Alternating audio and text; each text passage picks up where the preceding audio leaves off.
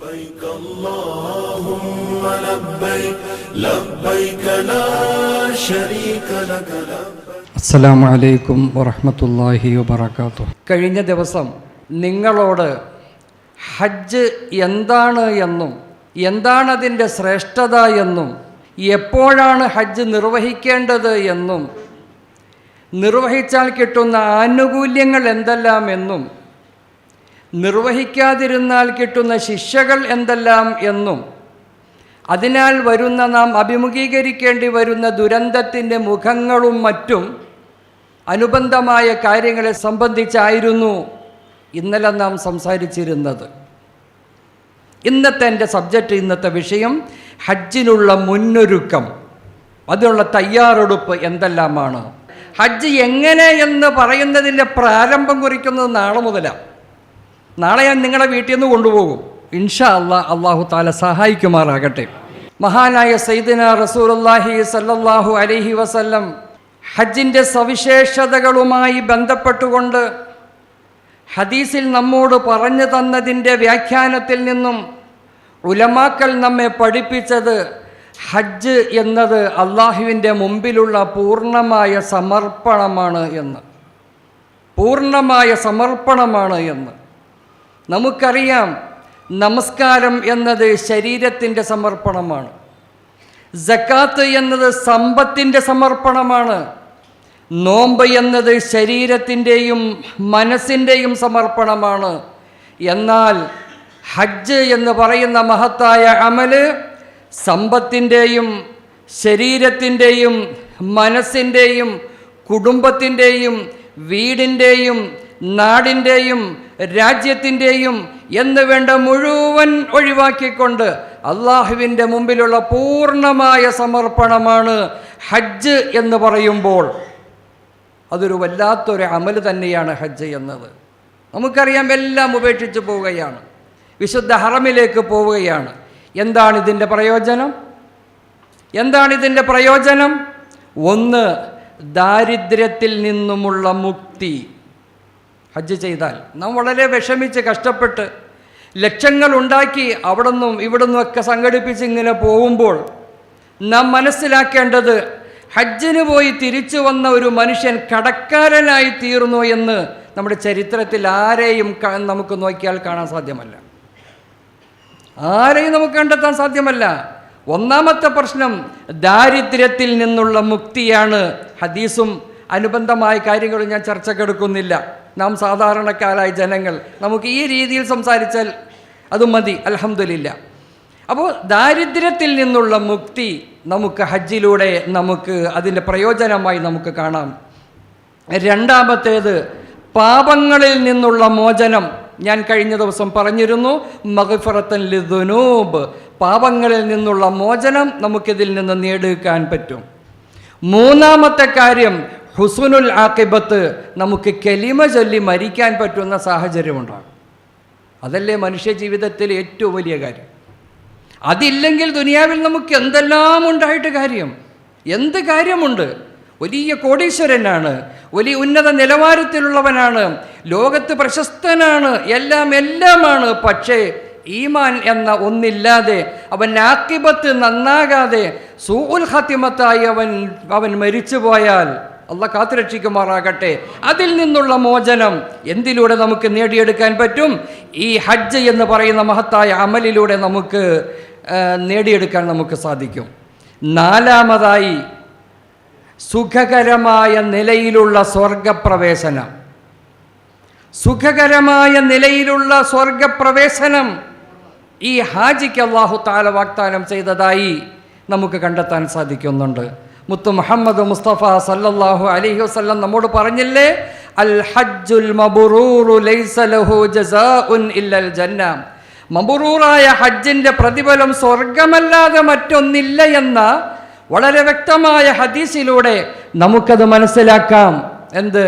സ്വർഗത്തിൻ്റെ പ്രവേശനം സുഗമമായ നിലയിൽ നമുക്കതിൽ കടക്കാൻ അവസരം കിട്ടുമെന്ന്. തന്നെയുമല്ല, ഹജിമാരെ നാം അറിയേണ്ടത്, നാം ഈ ഹജ്ജ് എന്ന് പറയുന്ന അമൽ ഒരു മുഅ്മിനായ മനുഷ്യൻ്റെ ഏറ്റവും അവസാനത്തെ അമലാണ്. ഏറ്റവും അവസാനത്തെ അമലാണ്. അൽയൗമ അക്മൽതു ലക്കും ദീനക്കും വഅത്മംതു അലൈക്കും നിഅമതി വറളീതു ലക്കുമുൽ ഇസ്ലാമ ദീനാ.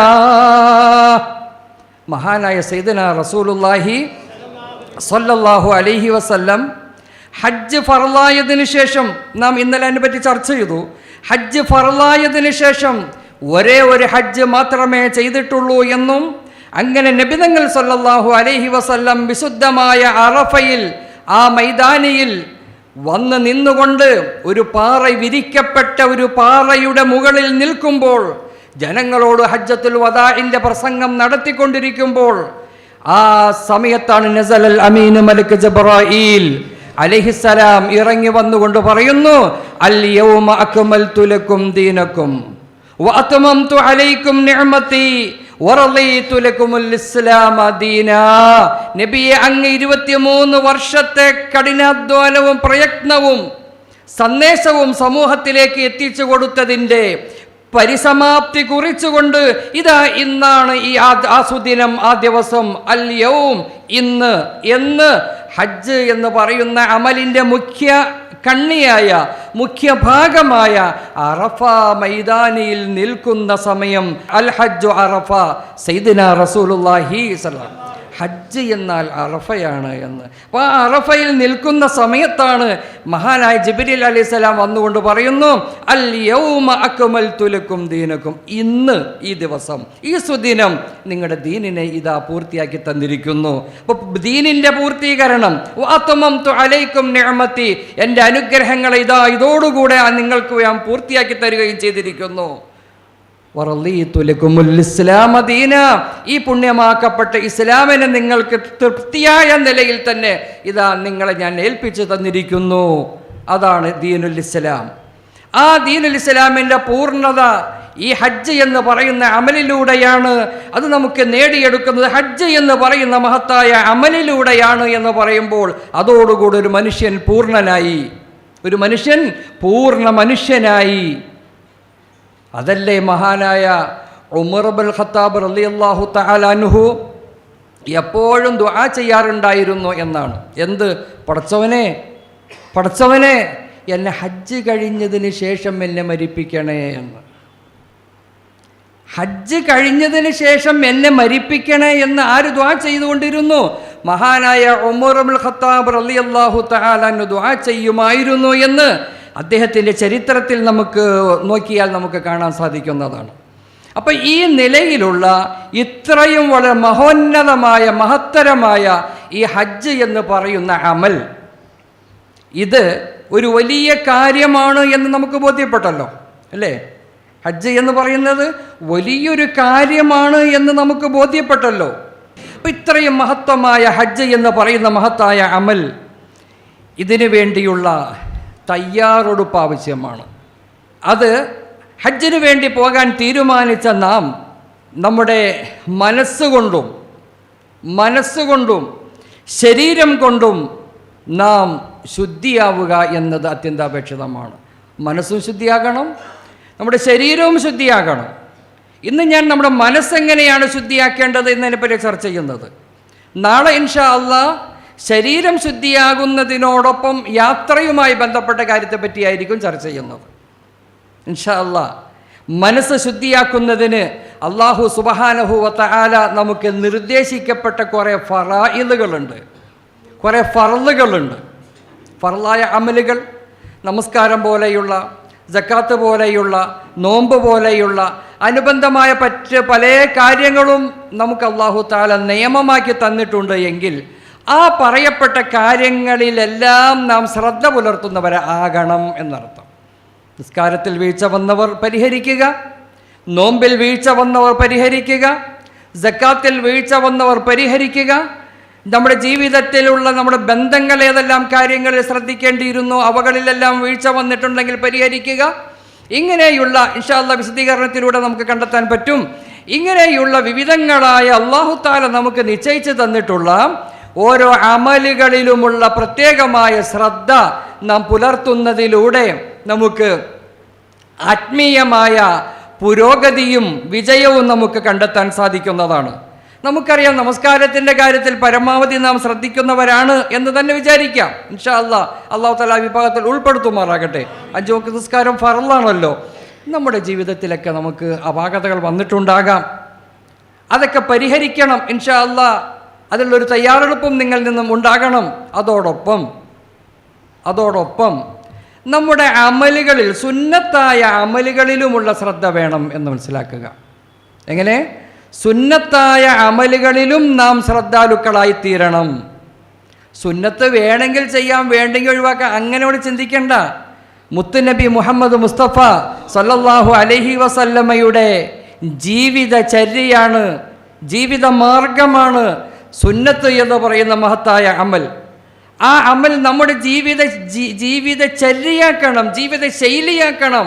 അപ്പോഴാണ് നമുക്ക് നബിതങ്ങൾ സല്ലല്ലാഹു അലൈഹി വസല്ലമയോടൊപ്പം സ്വർഗത്തിൽ നമുക്ക് കടക്കാൻ സാധ്യമാവുകയുള്ളൂ.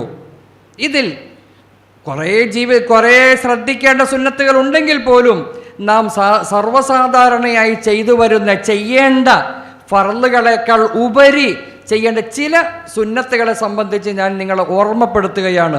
നിങ്ങളിൽ പലരും സഹോദരിമാരാണെങ്കിലും സഹോദരന്മാരാണെങ്കിലും ഈ അമലുകൾ ചെയ്യുന്നവരാകാം, അല്ലെങ്കിൽ ചിലപ്പോൾ ചെയ്യാത്തവരാകാം. ഏതുകൊണ്ട് ഇത് ഞങ്ങൾക്ക് അറിയുന്ന കാര്യമാണല്ലോ, ഇത്രയൊന്നും വിശദീകരിക്കേണ്ട കാര്യമില്ല എന്ന് നിങ്ങൾക്ക് തോന്നിയെങ്കിലും അറിയാത്ത, മനസ്സിലാക്കാത്ത, ശ്രദ്ധിക്കാത്ത ആരെങ്കിലും ഉണ്ടെങ്കിൽ അവർക്കും കൂടി ഒരു പാഠമാകട്ടെ എന്ന നിലയിൽ ചില കാര്യങ്ങൾ ഞാൻ നിങ്ങളുടെ മുമ്പിൽ ഇന്ന് അവതരിപ്പിക്കുകയാണ്. അതിൽപ്പെട്ട മുഖ്യമായ ഒരു അമലാണ് ളുഹാ നമസ്കാരം എന്ന് പറയുന്നത്. ളുഹാ നമസ്കാരം അത് നമ്മുടെ ജീവിത ശൈലിയാക്കി നാം ഇനി മുതൽ, ഇന്ന് വരെ ചെയ്തിട്ടുണ്ടാകാം, ഇല്ല എന്നല്ല ഞാൻ പറഞ്ഞത്. ഇല്ലെങ്കിൽ ഇനി ഹജ്ജിന് പോകുന്ന നിങ്ങൾ, ഇപ്പോൾ പോകാത്തവർ ചെയ്യണം, അത് വേറെ കാര്യം. ഹജ്ജിന് പോകാൻ തീരുമാനിച്ച നിങ്ങൾ ഇനി നമ്മുടെ ജീവിതത്തിൽ നിന്നും ഇത് ഒഴിവാക്കാതിരിക്കാനും ശ്രദ്ധിക്കുക.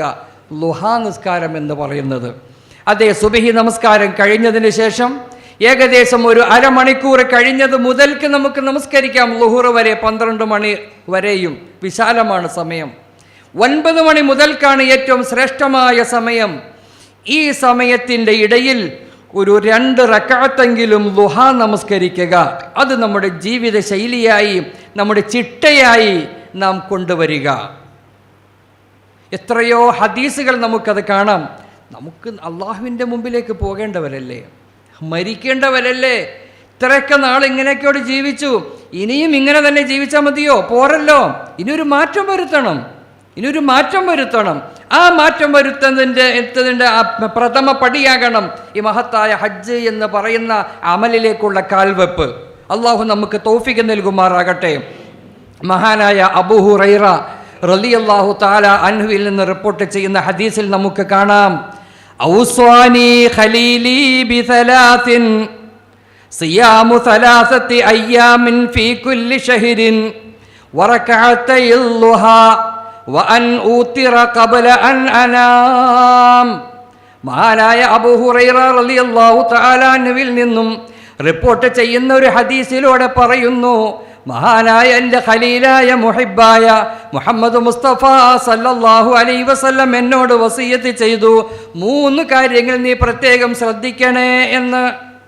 ഔസാനി ഖലീലി ബിസലാത്തിൻ, 3 കാര്യം നീ പ്രത്യേകം ശ്രദ്ധിക്കണമെന്ന് എന്നോട് പ്രത്യേകമായി വസിയത്ത് ചെയ്തു. അതിൽപ്പെട്ട ഒന്ന് സിയാമു സലാസത്തി അയ്യാം ഫീ കുല്ലി ശഹ്രിൻ, എല്ലാ മാസവും 3 നോമ്പ് അനുഷ്ഠിക്കുക. എല്ലാ മാസവും അയ്യാമുൽ ബീദ് എന്ന് പറയുന്ന വെളുത്തവാവ് ദിനത്തിലുള്ള ദിവസമുള്ള നോമ്പുകൾ എന്ന് നാം പറയാറുണ്ട്. മറ്റെല്ലാ മാസത്തിൻ്റെയും 13, 14, 15 ദിവസങ്ങളിലുള്ള 3 നോമ്പുകൾ സാധിക്കുന്നവർ പിടിക്കുക. വലിയ പുണ്യമായ കാര്യമാണ്.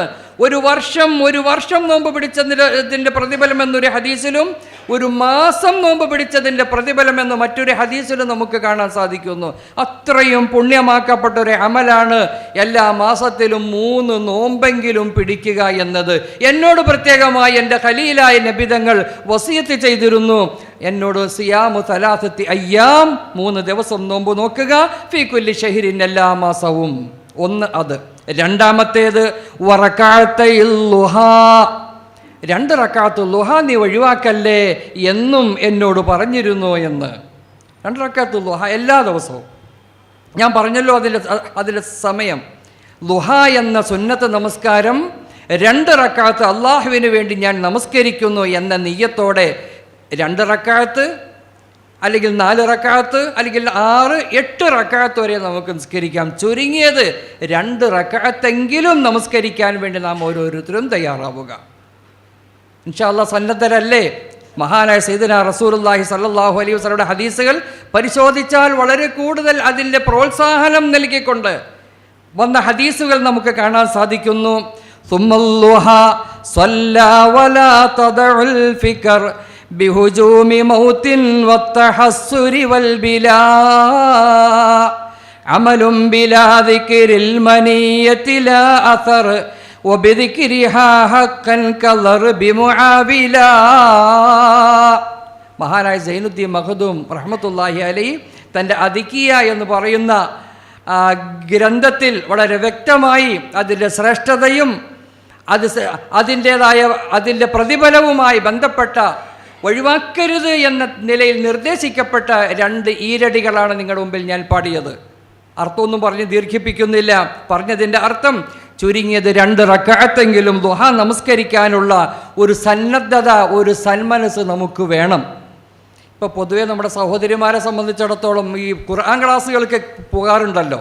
അപ്പോൾ മിക്കവാറും ഉസ്താദന്മാർ ദുഹായുമായി ബന്ധപ്പെട്ട ക്ലാസ്സുകൾ, അതുപോലെ തഹജ്ജുദുമായി ബന്ധപ്പെട്ട ക്ലാസ്സുകൾ, അദ്കാറുകളുമായി ബന്ധപ്പെട്ട ഇങ്ങനെയുള്ള കുറേയധികം ക്ലാസ്സുകൾ നമുക്ക് നൽകുന്നത് കൊണ്ട് പണ്ടത്തേതിനേക്കാളും നല്ലൊരു പുരോഗതി നമ്മുടെ സ്ത്രീകളിലുണ്ട് എന്ന് നമുക്ക് മനസ്സിലാക്കാൻ സാധിച്ചിട്ടുണ്ട്. അൽഹംദുലില്ലാ. അപ്പോൾ ആ നിലയിൽ തന്നെ നാം പ്രത്യേകമായി ഈ മഹത്തായ അമലിലേക്ക് പോകുന്നവരും അല്ലാത്തവരും ളുഹ എന്ന് പറയുന്ന നമസ്കാരം പരമാവധി ഒഴിവാക്കാതിരിക്കാൻ വേണ്ടി ശ്രദ്ധിക്കുക. മറ്റൊരു ഹദീസിൽ മഹാനായ അബൂ ഹുറൈറ റളിയല്ലാഹു തആല അൻഹുവിൽ നിന്ന് റിപ്പോർട്ട് ചെയ്യുന്നു, ഇന്ന ഫിൽ ജന്നതി ബാബാ, തീർച്ചയായും സ്വർഗത്തിന് ഒരു കവാടമുണ്ട്, യുഖാലു ലഹു അൽളുഹാ, ആ കവാടത്തിൻ്റെ പേര് ളുഹ എന്നാണ്. ഫഇദാ കാന യൗമുൽ ഖിയാമ, അന്ത്യനാൾ അടുത്തു കഴിഞ്ഞാൽ, അന്ത്യനാളായി കഴിഞ്ഞാൽ, നാദാ മുനാദിൻ, അതാ ഒരു വിളിയാളം വരുന്നു, ഐനല്ലദീന കാനു യുദീമൂന അലാ സ്വലാത്തിൽ ളുഹാ, ളുഹാ നമസ്കാരം നിത്യമായി നിർവഹിച്ചവരെവിടെ? സ്വർഗത്തിൻ്റെ കവാടത്തിൽ നിന്നും, ളുഹ എന്ന് പറയുന്ന പേരുള്ള ആ കവാടത്തിൽ നിന്നും ഒരു വിളിയാളം വരും, ഐനല്ലദീന യുദീമൂന സ്വലാത്തൽ ളുഹ, ളുഹ നിസ്കാരം നിത്യമായി നിസ്കരിച്ചവരെവിടെ? വരൂ, ഹാദാ ബാബുക്കും, ഹാദാ ബാബുക്കും, ഇതിലൂടെയാണ് നിങ്ങൾ കടക്കേണ്ടത്, ഇതിലൂടെയാണ് നിങ്ങൾ കടക്കേണ്ടത്. ഫദ്ഖുലൂഹു ബിറഹ്മത്തില്ലാ, അല്ലാഹുവിൻ്റെ റഹ്മത്തോടുകൂടെ, കാരുണ്യത്തോടുകൂടെ, കരുണയോടുകൂടെ നിങ്ങൾ അതിൽ പ്രവേശിച്ചു കൊള്ളുക എന്ന് മഹാനായ സയ്യിദുനാ റസൂലുള്ളാഹി സല്ലല്ലാഹു അലൈഹി വസല്ലം നമ്മോട് പറയുന്നു. സ്വർഗത്തിൻ്റെ കവാടം പറയുമെന്ന് നമ്മളെ ഓർമ്മപ്പെടുത്തുകയാണ്. അത്രയും പുണ്യമാക്കപ്പെട്ട ഒരു കാര്യമാണ് ളുഹ എന്ന് പറയുന്നത്. ഇൻഷാ അല്ലാഹ് നമ്മുടെ ജീവിതത്തിൽ ഇനി ഒരിക്കലും അത് ഒഴിവാക്കാതിരിക്കാൻ വേണ്ടി ശ്രമിക്കുക. റബ്ബ് നമുക്ക് തൗഫീക്ക് നൽകുമാറാകട്ടെ. 2ാമത്തെ കാര്യം, തഹജ്ജുദ് നിസ്കാരം ഒഴിവാക്കാതിരിക്കുക. അതും മിക്കവാറും നമ്മുടെ സഹോദരന്മാരും മിക്കവാറും നമസ്കരിക്കുന്നവരാണ്. മുൻകാലത്തിനേക്കാൾ വലിയൊരു മാറ്റം പൊതുവേ ഉണ്ട്. ഇപ്പോൾ ഏത് സമൂഹത്തിൽ നമ്മൾ നോക്കിയാലും കുറേ അമലുകളുമായി കുറേ മുന്നേറുന്ന ഒരു സാഹചര്യമുണ്ട്. അതുപോലെ പിന്നോട്ട് പോയ അവസ്ഥകളുണ്ട് കേട്ടോ, രണ്ടുമുണ്ട്. മൊബൈൽ സംവിധാനം വന്നതിന് ശേഷം കുറേ ബാക്കിലേക്കാണ് പോയേക്കുന്നത്. അൽഹംദുലില്ലാ. എന്നാലും സ്ത്രീകളും മറ്റ് ആളുകൾ, നമ്മൾ ഒരുവിധം ഒരു പക്വതയും പാകതയുമായി ജീവിക്കുന്ന ആളുകൾ ആ രീതിയിൽ തന്നെ മുന്നോട്ട് പോകുന്നതായി നമുക്ക് കാണാൻ സാധിച്ചിട്ടുണ്ട്. അല്ലാഹു തആല അത് നിലനിർത്താൻ നമുക്ക് തൗഫീക്ക് നൽകുമാറാകട്ടെ. റമളാൻ്റെ സ്വഭാവമാണല്ലോ, റമളാൻ കഴിയുന്നതോടുകൂടെ തുടർന്ന് വന്ന കുറേ കാര്യങ്ങൾ നിർത്തുകയും നിർത്തിയ പല കാര്യങ്ങൾ തുടങ്ങുകയും ചെയ്യും. അതിനെയുള്ള റമളാൻ്റെ സ്വഭാവം അല്ലേ? റമളാൻ വരെ നിസ്കാരം, പള്ളി സക്കാത്ത്, സദക്ക ഇതെല്ലാം നമ്മളുണ്ടാകും. ആ പെരുന്നാളം കൂടെ ആയിക്കഴിഞ്ഞാൽ പിന്നെ അള്ളാഹ് ഈ പറഞ്ഞത് ഒന്നും ഇല്ലാത്തൊരവസ്ഥ. അപ്പോൾ കുറേ കാര്യങ്ങൾ തുടങ്ങിയത് സ്റ്റോപ്പ് ചെയ്യുകയും ചെയ്യും, സ്റ്റോപ്പ് ചെയ്ത് കുറേ ആരംഭിക്കുകയും ചെയ്യും. ഇങ്ങനത്തെ ഒരു സംവിധാനം. ഏതായിരുന്നാലും പ്രത്യേകമായി ശ്രദ്ധിക്കുക. ളുഹ, മറ്റേ തഹജ്ജുദ് എന്ന് പറയുന്ന മഹത്തായ ഒരു അമല്, അത് ഒഴിവാക്കാതിരിക്കാൻ വേണ്ടി ശ്രദ്ധിക്കുക. എപ്പോഴാണ് തഹജ്ജുദ് നിസ്കരിക്കുന്നത്?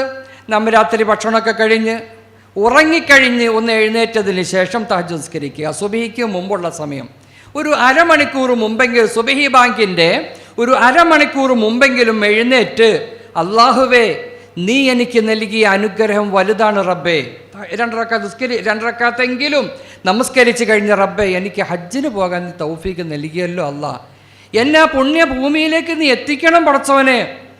ഇടക്കെങ്ങാനും വെച്ച് എനിക്ക് എന്തെങ്കിലും പ്രശ്നങ്ങളോ തടസ്സങ്ങളോ ബാധ്യതകളോ മരണമോ ഒന്നും എനിക്കോ എന്നോട് ബന്ധപ്പെട്ടവരിലോ നീ വരുത്തല്ലേ അല്ലാ എന്ന നിലയിൽ ആത്മാർത്ഥമായി ദുആ ചെയ്യണം.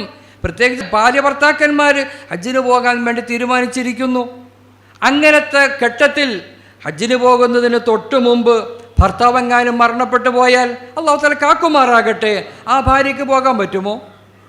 പോകാൻ പറ്റില്ല. അവർ ഇദ്ദയിലിരിക്കണം. പിന്നെ ഹജ്ജിന് പേര് കൊടുത്തു, ഞാൻ അത് ചെയ്തു ഇത് ചെയ്തു പൈസയൊക്കെ കെട്ടി എന്ത് പറഞ്ഞാലും അവൾ പിന്നെ ഹജ്ജിന് അവൾക്ക് ആ വർഷം പോകാൻ പാടില്ല, ഇദ്ദയിലിരിക്കണം. അല്ലാഹു തആല നമ്മയും നമ്മുടെ ബന്ധപ്പെട്ടവർ കാക്കുമാറാകട്ടെ. അപ്പോൾ ആയതുകൊണ്ട് ആത്മാർത്ഥമായ ദുആയാണ്. ആ ദുആ ഏറ്റവും കൂടുതൽ ഇജാബത്തുള്ള സമയമാണ് എന്ത്? തഹജ്ജുദിൻ്റെ സമയം. വിശുദ്ധമായ ഖുർആനിൽ മഹാനായ സയ്യിദുനാ റസൂലുള്ളാഹി സല്ലല്ലാഹു അലൈഹി വസല്ലമയെ പ്രോത്സാഹിപ്പിച്ചുകൊണ്ട് പറഞ്ഞ ഒരു ആയത്ത്, വമിനൽ ലൈലി ഫതഹജ്ജദ് ബിഹി നാഫിലതൻ ലക അസാ അൻ യബ്അസക മഖാമൻ മഹ്മൂദാ. വിശുദ്ധമായ ഖുർആൻ ഇസ്രാ സൂറത്തിലൂടെ അല്ലാഹു തആല പറയുന്നു, വമിനൽ ലൈലി ഫതഹജ്ജദ് ബിഹി, പാതിരാ സമയത്ത് രാത്രിയിൽ എഴുന്നേറ്റ് അങ്ങ് തഹജ്ജുദ് നിസ്കരിക്കണം നബിയെ. നാഫിലതൻ ലക, അത് കൂടുതലായ പുണ്യകർമ്മമാണ് കേട്ടോ. കൂടുതലായി ചെയ്യുന്ന എന്ന് പറഞ്ഞാൽ ഫർളിനേക്കാൾ കൂടുതലായി ചെയ്യുന്ന ഒരു പുണ്യകർമ്മമാണ് കേട്ടോ അത്. അതിലൂടെ എന്താ കിട്ടുന്നത്? അസാ അൻ യബ്അസക റബ്ബുക മഖാമൻ മഹ്മൂദാ, അങ്ങയെ അല്ലാഹു തആല ഉന്നതമായ സ്ഥാനത്തേക്ക് മഖാമുൽ മഹ്മൂദിലേക്ക് ഉയർത്തുന്നതിന് അത് സബബാകും, കാരണമാണ് കേട്ടോ. ആയതുകൊണ്ട് അത് ഒഴിവാക്കല്ലേ എന്ന് നബിതങ്ങളോട്. നബിതങ്ങൾക്കത് ഫർളായിരുന്നു എന്നാ, നബിതങ്ങൾ ചെയ്തേ പറ്റൂ. ഉമ്മത്തികൾക്ക് സുന്നത്താണ് എങ്കിലും ഒഴിവാക്കാതിരിക്കാൻ വേണ്ടി നാം ഓരോരുത്തരും ശ്രദ്ധിക്കുക. മറ്റൊരു ഹദീസിൽ മഹാനായ സയ്യിദുനാ റസൂലുള്ളാഹി സല്ലല്ലാഹു അലൈഹി വസല്ലം പറയുന്നു, യാ അയ്യുഹന്നാസ്, അല്ലയോ ജനങ്ങളെ, അഫ്ഷുസ്സലാം, നിങ്ങൾ സലാമിനെ വ്യാപിപ്പിക്കുക. പരസ്പരം കാണുമ്പോൾ മുഅ്മിനീങ്ങളായ ആളുകൾ പരസ്പരം കാണുമ്പോൾ അസ്സലാമു അലൈക്കും അസ്സലാമു അലൈക്കും പറയാം. കാണുന്നവരോടൊക്കെ മുസ്ലിമീങ്ങളാണ് എന്ന് കണ്ടാൽ നാം എന്ത് ചെയ്യുക? അവരോടൊക്കെ സലാം പറഞ്ഞ ഒരു കുഴപ്പമില്ല. അതിൽ അവൻ്റെ രക്തത്തിൻ്റെ കളറും രക്തത്തിൻ്റെ ഗ്രൂപ്പും ഇതൊന്നും നിങ്ങൾ നോക്കണ്ട. നബി തങ്ങൾ അതൊന്നും പറഞ്ഞിട്ടില്ല. അഫ്ഷുസ്സലാം, സലാമിനെ നിങ്ങൾ വ്യാപിപ്പിച്ചുകൊള്ളുക. അതിന് വേലി കെട്ടി അതിർത്തി കെട്ടി നിർത്തുമൊന്നും വേണ്ട. നിങ്ങളെല്ലാവരോടും സലാം പറയുക. വഅത്ഇമുത്ത്വആം, നിങ്ങൾ പാവപ്പെട്ടവർക്ക് ഭക്ഷണം നൽകുകയും ചെയ്യുക. പാവപ്പെട്ടവർക്ക് നിങ്ങൾ ഭക്ഷണം കൊടുക്കുകയും ചെയ്യുക. ഇതൊന്നും ഞാൻ വിശദീകരിക്കുന്നില്ല കേട്ടോ. വസിലുൽ അർഹാം, നിങ്ങൾ കുടുംബ ബന്ധം ചേർക്കുകയും ചെയ്യുക. വസല്ലു ബില്ലൈലി വന്നാസു നിയാം, പാതിരാ സമയത്ത് എഴുന്നേറ്റുകൊണ്ട് ജനങ്ങളെല്ലാം ഉറങ്ങിക്കിടക്കുന്ന സമയത്ത് അള്ളാഹുവിന് വേണ്ടി നിങ്ങൾ 2 റക്അത്തെങ്കിലും നിങ്ങൾ നമസ്കരിക്കുക. ഇതാണ് നമ്മുടെ ചർച്ച. തഹജ്ജുദ് നിസ്കാരം ഒഴിവാക്കല്ലേ. നബി തങ്ങൾ സല്ലല്ലാഹു അലൈഹി വസല്ലം പ്രത്യേകിച്ച് പറഞ്ഞു, വസല്ലു ബില്ലൈൽ വന്നാസു നിയാം, ജനങ്ങളൊക്കെ ഉറങ്ങട്ടെ, നീ എഴുന്നേൽക്കുക, എന്നിട്ട് നീ 2 റക്അത്തെങ്കിലും അല്ലാഹുവിന് വേണ്ടി നമസ്കരിക്കുക. ഖുർആനിൽ മറ്റൊരു ഭാഗത്ത് പറയുന്നു, വബിൽ അസ്ഹാരി ഹും യസ്തഗ്ഫിറൂൻ, സഹറിന്റെ സമയത്ത് എഴുന്നേറ്റ് ഇസ്തിഗ്ഫാർ ചെയ്യുന്ന ചില മുഅ്മിനീങ്ങളായ മനുഷ്യന്മാരുണ്ട്. സഹറിന്റെ സമയം എന്ന് പറഞ്ഞാൽ ഇടത്താഴത്തിന്റെ സമയം അതേ സുബഹിക്ക് മുമ്പുള്ള സമയത്ത് എഴുന്നേറ്റ് അള്ളാഹുവിന് വേണ്ടി ഇസ്തിഗ്ഫാർ ചോദിക്കുക. അതിൽപ്പെട്ടതാണ് തഹജ്ജുദ് നിസ്കാരവും. ഇപ്പൊ ഖുർആൻ കൊണ്ടും ഹദീസ് കൊണ്ടും മുൻകഴിഞ്ഞു പോയ മഹാന്മാരുടെ ജീവിതത്തിലൂടെയും നമുക്ക് കണ്ടെത്താൻ പറ്റുന്ന ഒരു മഹത്തായ ഒരു അമൽ തന്നെയാണ്. മറ്റൊരു ഹദീസിൽ നമുക്ക് കാണാം, യുഹ്ശറുന്നാസു ഫീ സഈദിൻ വാഹിദിൻ, ജനങ്ങളെ മുഴുവനും ഒരു മൈതാനിയിൽ ഒരുമിച്ച് കൂട്ടപ്പെടും എന്നാണ്. യൗമൽ ഖിയാമ, അന്ത്യനാളിൽ ഒരുമിച്ച് കൂട്ടപ്പെടും. ഫയുനാദാ മുനാദിൻ, അതാ ഒരു വിളിയാളം വരികയാണ്. എന്താണ് ഐനല്ലദീന കാനത്ത് തതജാഫാ ജുനൂബുഹും അനിൽ മലാജിഇ, രാത്രി സമയത്ത് പാതിരാ സമയത്ത് ഉറക്കത്തിൽ നിന്നും അവൻ്റെ കിടപ്പിടത്തിൽ നിന്നും എഴുന്നേറ്റിരുന്നു കൊണ്ട് അള്ളാഹുവിന് വേണ്ടി ഇബാദത്ത് ചെയ്ത ആളുകൾ എവിടെ? ചോദ്യം. ഐനല്ലദീന, എവിടെയാണ് കാനത്ത് തതജാഫാ ജുനൂബുഹും അനിൽ മലാജിഇ, കിടപ്പിടങ്ങളിൽ നിന്നും എഴുന്നേറ്റ് നിസ്കരിക്കാൻ വേണ്ടി എഴുന്നേറ്റ കുറേ ആളുകളുണ്ട്. അവരൊക്കെ എവിടെ? വരൂ എന്ന് വിളിക്കപ്പെടുന്ന, അവർക്ക് വേണ്ടി പ്രത്യേകമായി സ്വർഗീയ ആസ്വാദനങ്ങളിലേക്ക് കടത്തപ്പെടുന്ന ഒരു സാഹചര്യം സൃഷ്ടിക്കപ്പെടും. തീർച്ച അത് ആർക്കാണെന്നറിയുമോ? ആ കൂട്ടക്കാരാണ് തഹജ്ജുദ് നിസ്കരിക്കുന്ന ആളുകൾ. എന്നിട്ട് തുടർന്ന് പറയുന്നു, വഹും ഖലീൽ, അവർ കുറച്ച് പേരേ ഉണ്ടാവുള്ളൂ. ഫയദ്ഖുലൂനൽ ജന്നത ബിഗൈരി ഹിസാബ്, ഒരു വിചാരണയും ഇല്ലാതെ അല്ലാഹു തആല പറയും നിങ്ങൾ അങ്ങോട്ട് പൊക്കോ എന്ന് പറയും. നിങ്ങൾ അങ്ങോട്ട് പൊക്കോ എന്ന് പറയും. മറ്റൊരു ഹദീസിൽ ഇമാം മുസ്ലിം റഹ്മത്തുള്ളാഹി അലൈഹി റിപ്പോർട്ട് ചെയ്യുന്ന ഹദീസിൽ കാണാം, ഇന്ന ഫിൽ ലൈലി സാഅ, തീർച്ചയായും രാത്രിയിൽ ഒരു പ്രത്യേക സമയമുണ്ട്, ലാ യുവാഫിഖുഹാ റജുലുൻ മുസ്ലിമുൻ യസ്അലുല്ലാഹ തആല ഖൈറാ, ആ സമയത്ത് അള്ളാഹുവിനോടൊരു മുസ്ലിമായ മനുഷ്യൻ അവൻ ആവശ്യമുള്ള ഖൈറായ ഏത് കാര്യം ചോദിച്ചാലും, മിനദ് ദുനിയാ വൽ ആഖിറ, ദുന്യവിയും മുഖറവിയുമായ ഏത് കാര്യമാണ് എങ്കിലും, ഇല്ലാ അഅതാഹു ഇയ്യാഹു, അതവന് നൽകപ്പെടാതിരിക്കുകയില്ല.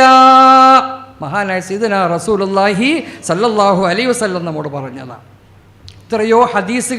എത്രയോ ഹദീസുകൾ ഫൈദന്തബഹത് ബിലൈലത്തിൻ ഫതഹജ്ജുദാ വസ്തഗ്ഫിറൻ ലിൽ മുഅ്മിനീന വഅഅ്വിലാ ഫലിറകഅതാൻ മിനസ് സ്വലാത്തി ബിലൈലത്തിൻ കൻസുൻ ബിദാരിൽ ഖുൽദി അദ്വമ അംബലാ ഫസ്തക്തിറന്ന മിനൽ കുനൂസി ലിഫാഖത്തിൻ യഅതി അലൈക വലാ നസീബ വലാ. മഹാനായ സൈനുദ്ദീൻ മഖ്ദൂം റഹ്മത്തുള്ളാഹി അലൈഹി വീണ്ടും തഹജ്ജുദ് നിസ്കാരത്തെ സംബന്ധിച്ച്, അതിൻ്റെ സവാബിനെ സംബന്ധിച്ചും അതിനെ പ്രോത്സാഹിപ്പിച്ചുകൊണ്ടും ഉമ്മത്തികളോട് പറയുകയാണ്, മുഅ്മിനീങ്ങളോട് പറയുകയാണ്, നിങ്ങളത് ഒഴിവാക്കല്ലേ എന്ന്. അല്ലാഹു തആല നമുക്ക് തൗഫീഖ് നൽകുമാറാകട്ടെ. അപ്പോൾ ഒന്ന് പറഞ്ഞത് ദുഹാ നമസ്കാരം, രണ്ടാമത്തെ പറഞ്ഞത് തഹജ്ജുദ് നിസ്കാരം. നിസ്കരിക്കാറുണ്ടല്ലോ, ഞാൻ ഉണ്ടെന്ന് തന്നെ വിശ്വസിക്കുന്നു. അതോടൊപ്പം നാം ഇനിയുള്ള ഓരോ കാര്യങ്ങളിലും ആലോചന, മുഷാവറ എന്നത് ആവശ്യമാണ്. ഒരു വലിയൊരു അമൽ ചെയ്യാൻ വേണ്ടി പോകുന്നതാണ്. അറിവുള്ളവരോട്, അർഹരായ ആളുകളോട് ഓരോ കാര്യത്തിലും ഉള്ള ഓരോ കാൽവെപ്പുകളിലും മുഷാവറ, നമുക്ക് ഖൈറ് ആഗ്രഹിക്കുന്ന, ഷർറ് ആഗ്രഹിക്കാത്ത ആരെല്ലാം ഉണ്ടോ അവരോട് നാം മുഷാവറ ചെയ്യുക എന്ന കാര്യം. കുടുംബക്കാരായ എന്ന് പറഞ്ഞാൽ നമുക്ക് ഖൈറ് ആഗ്രഹിക്കുന്ന കുടുംബക്കാർ, വാപ്പ, നമ്മുടെ ഉമ്മ, നമ്മുടെ ജ്യേഷ്ഠാനുജന്മാർ, കുടുംബക്കാർ, ബന്ധുമിത്രാദികൾ, ഇവരൊക്കെ ആയിട്ട് ഇങ്ങനെ ഹജ്ജുമായി ബന്ധപ്പെട്ട കാര്യത്തിൽ ഞാനിങ്ങനെ ആഗ്രഹിച്ചിരിക്കുകയാണ്, തീരുമാനിച്ചിരിക്കുകയാണ് എന്ന നിലയിൽ അവരുമായുള്ള പല കാര്യങ്ങളിലുള്ള മുഷാവറ എന്നത് എന്ത് ചെയ്യണം? അത് ഒഴിവാക്കപ്പെടേണ്ടതല്ല, അത് നാം ചെയ്യേണ്ട കാര്യമാണ്. മുഷാവറ എന്ന് ചിലത് പറയും, ഹജ്ജിന് പോകാൻ വേണ്ടി ഇറങ്ങണ സമയത്ത് അവൻ ഹജ്ജിന് പോകണം, ഞാൻ അറിഞ്ഞില്ലല്ലോ, അവൻ ഹജ്ജിന് പോകണം, ഞാൻ പോലും അറിയുന്നു, ഏറ്റവും കുടുംബത്തിൽ രക്തബന്ധുവാണ്, എന്നിട്ടും പറയും ഞാൻ അറിഞ്ഞില്ലല്ലോ എന്ന്. അങ്ങനത്തെ ഒരവസ്ഥ പരമാവധി വരാതിരിക്കാൻ വേണ്ടി ശ്രദ്ധിക്കുക. അവരുമായി എല്ലാ വിഷയങ്ങളൊക്കെ ചർച്ച ചെയ്തുകൊണ്ട്, അതായത് പറയുന്നത് നമുക്ക് ഖൈർ ഉദ്ദേശിക്കുന്ന ആളുകളുമായി. ഇല്ലെങ്കിൽ ചില ആളുകളുണ്ട്, മുഷാവറ ചെയ്ത് കഴിഞ്ഞാൽ അവനിക്ക് പാര വെക്കും, അവനെ വിടാതിരിക്കാൻ എന്തൊക്കെ ചെയ്യാൻ പറ്റുമോ ഉള്ള മാർഗങ്ങളൊക്കെ ചെയ്യുന്ന ആൾക്കാരും ഉണ്ട് കേട്ടോ. അങ്ങനെയുള്ളവരെ ഇവർ അറിയിക്കൊന്നും വേണ്ട. കാരണം അവൻ എന്ത് ചെയ്യും, ഏതെല്ലാം നിലയിൽ കഷ്ടപ്പെടുത്താൻ പറ്റുമൊക്കെ ചെയ്യണവരുമുണ്ട്. അതല്ല, ഖൈർ ഉദ്ദേശിക്കുന്ന ആളുകളോടുള്ള മുഷാവറ. മറ്റൊരു കാര്യമാണ്, ഞാൻ പറഞ്ഞു പോവുകയാണ് പെട്ടെന്ന്, മറ്റൊരു കാര്യമാണ് ഇസ്തിഖാറത്ത് ചെയ്യുക എന്നത്. അത് ഇതിൻ്റെ അമലിൽപ്പെട്ട ഒന്നാണ്. ഖൈറിനെ തേടുക എന്നർത്ഥം. പടച്ചോനെ, ഞാൻ ഇന്ന മാതിരി ഒരു കാര്യത്തിന് തീരുമാനിച്ചിരിക്കുകയാണ്, സംഗതി ഹജ്ജ് ഗ്രൂപ്പിൽ പേര് കൊടുത്തിട്ടുണ്ട്, കിട്ടുമല്ലോ എന്ന് പടച്ചോനിക്ക് അറിയാം. കിട്ടിയവരുണ്ട്, കിട്ടാത്തവരുണ്ട്, വെയിറ്റ് ലിസ്റ്റിലുള്ളവരുണ്ട്, അല്ലാത്തവരുണ്ട്. അല്ലാഹു തആല എല്ലാവർക്കും പോകാൻ തൗഫീഖ് നൽകട്ടെ. അതുപോലെ തന്നെ ഞാൻ ഇനി അതല്ലെങ്കിൽ പ്രൈവറ്റിൽ പോകണോ, അതല്ല എന്താ എനിക്ക് പോകണം എന്താണെങ്കിൽ, പക്ഷേ അല്ലാഹുവേ എനിക്കെന്ത് ചെയ്യണം, ഇങ്ങനെയുള്ള ആശങ്കയിൽ നിൽക്കുന്ന ആളുകൾ ഒരു കാര്യത്തിലേക്ക് എന്താണ് വേണ്ടത് എന്ന് ആഗ്രഹിച്ചിരിക്കുന്ന ആളുകൾ അവർ ചെയ്യേണ്ട ഒരു അമലാണ് ഇസ്തിഖാറത്ത് നമസ്കാരം എന്ന് പറയുന്ന ഒരു കാര്യം. പടച്ചോനെ, എനിക്ക് ഈ കൊല്ലം തന്നെ പോലാണോ ഹൈർ, എങ്കിൽ എന്നെ ഈ കൊല്ലം തന്നെ വിടണേ, അല്ല അടുത്ത കൊല്ലമാണെങ്കിൽ അതുള്ള സൗകര്യം നീ എനിക്ക് നൽകണേ എന്നതിൽ മനസ്സിൽ വെച്ചുകൊണ്ടുള്ള ആഗ്രഹത്തിൽ ഇസ്തിഖാറത്ത് നമസ്കാരം എന്ന് പറയും. സ്വലാത്തുൽ ഇസ്തിഖാറത്ത് എന്നാണ് തലബുൽ ഖൈരി ഫീമാ യുരീദു അൻ യഫ്അലഹു ഇലാ അൻ യശ്റഹ സദ്റഹു.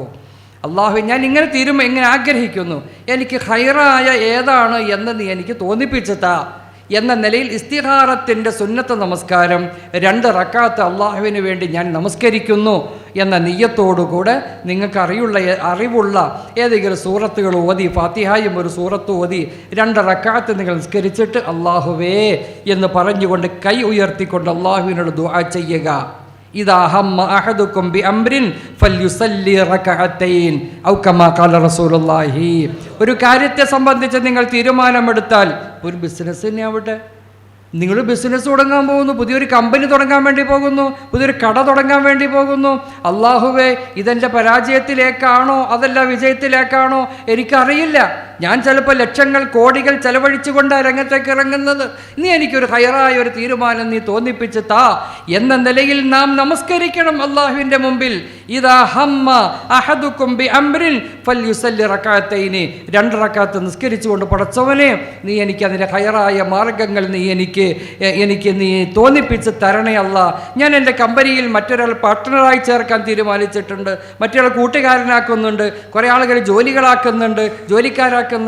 ഇതിലേതൊക്കെയാണ് ഖൈർ എന്ന് എനിക്കറിയില്ല, അതുകൊണ്ട് നീ എനിക്ക് ഹയറായതിനെ തോന്നിപ്പിച്ച് തരണം എന്ന നിലയിലുള്ള ആ ആവശ്യം ഉന്നയിക്കുന്ന ഒരു നമസ്കാരമാണ് ഇസ്തിഖാറത്തിൻ്റെ നിസ്കാരം എന്ന് പറയുന്നത്.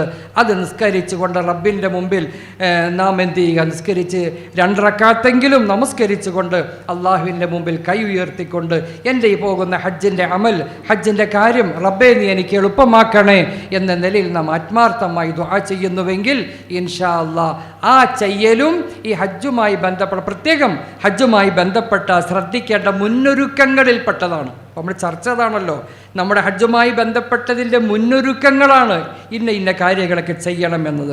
മറ്റൊന്ന് തസ്ഹീഹുൻ നിയ്യത്ത് എന്നതാണ്.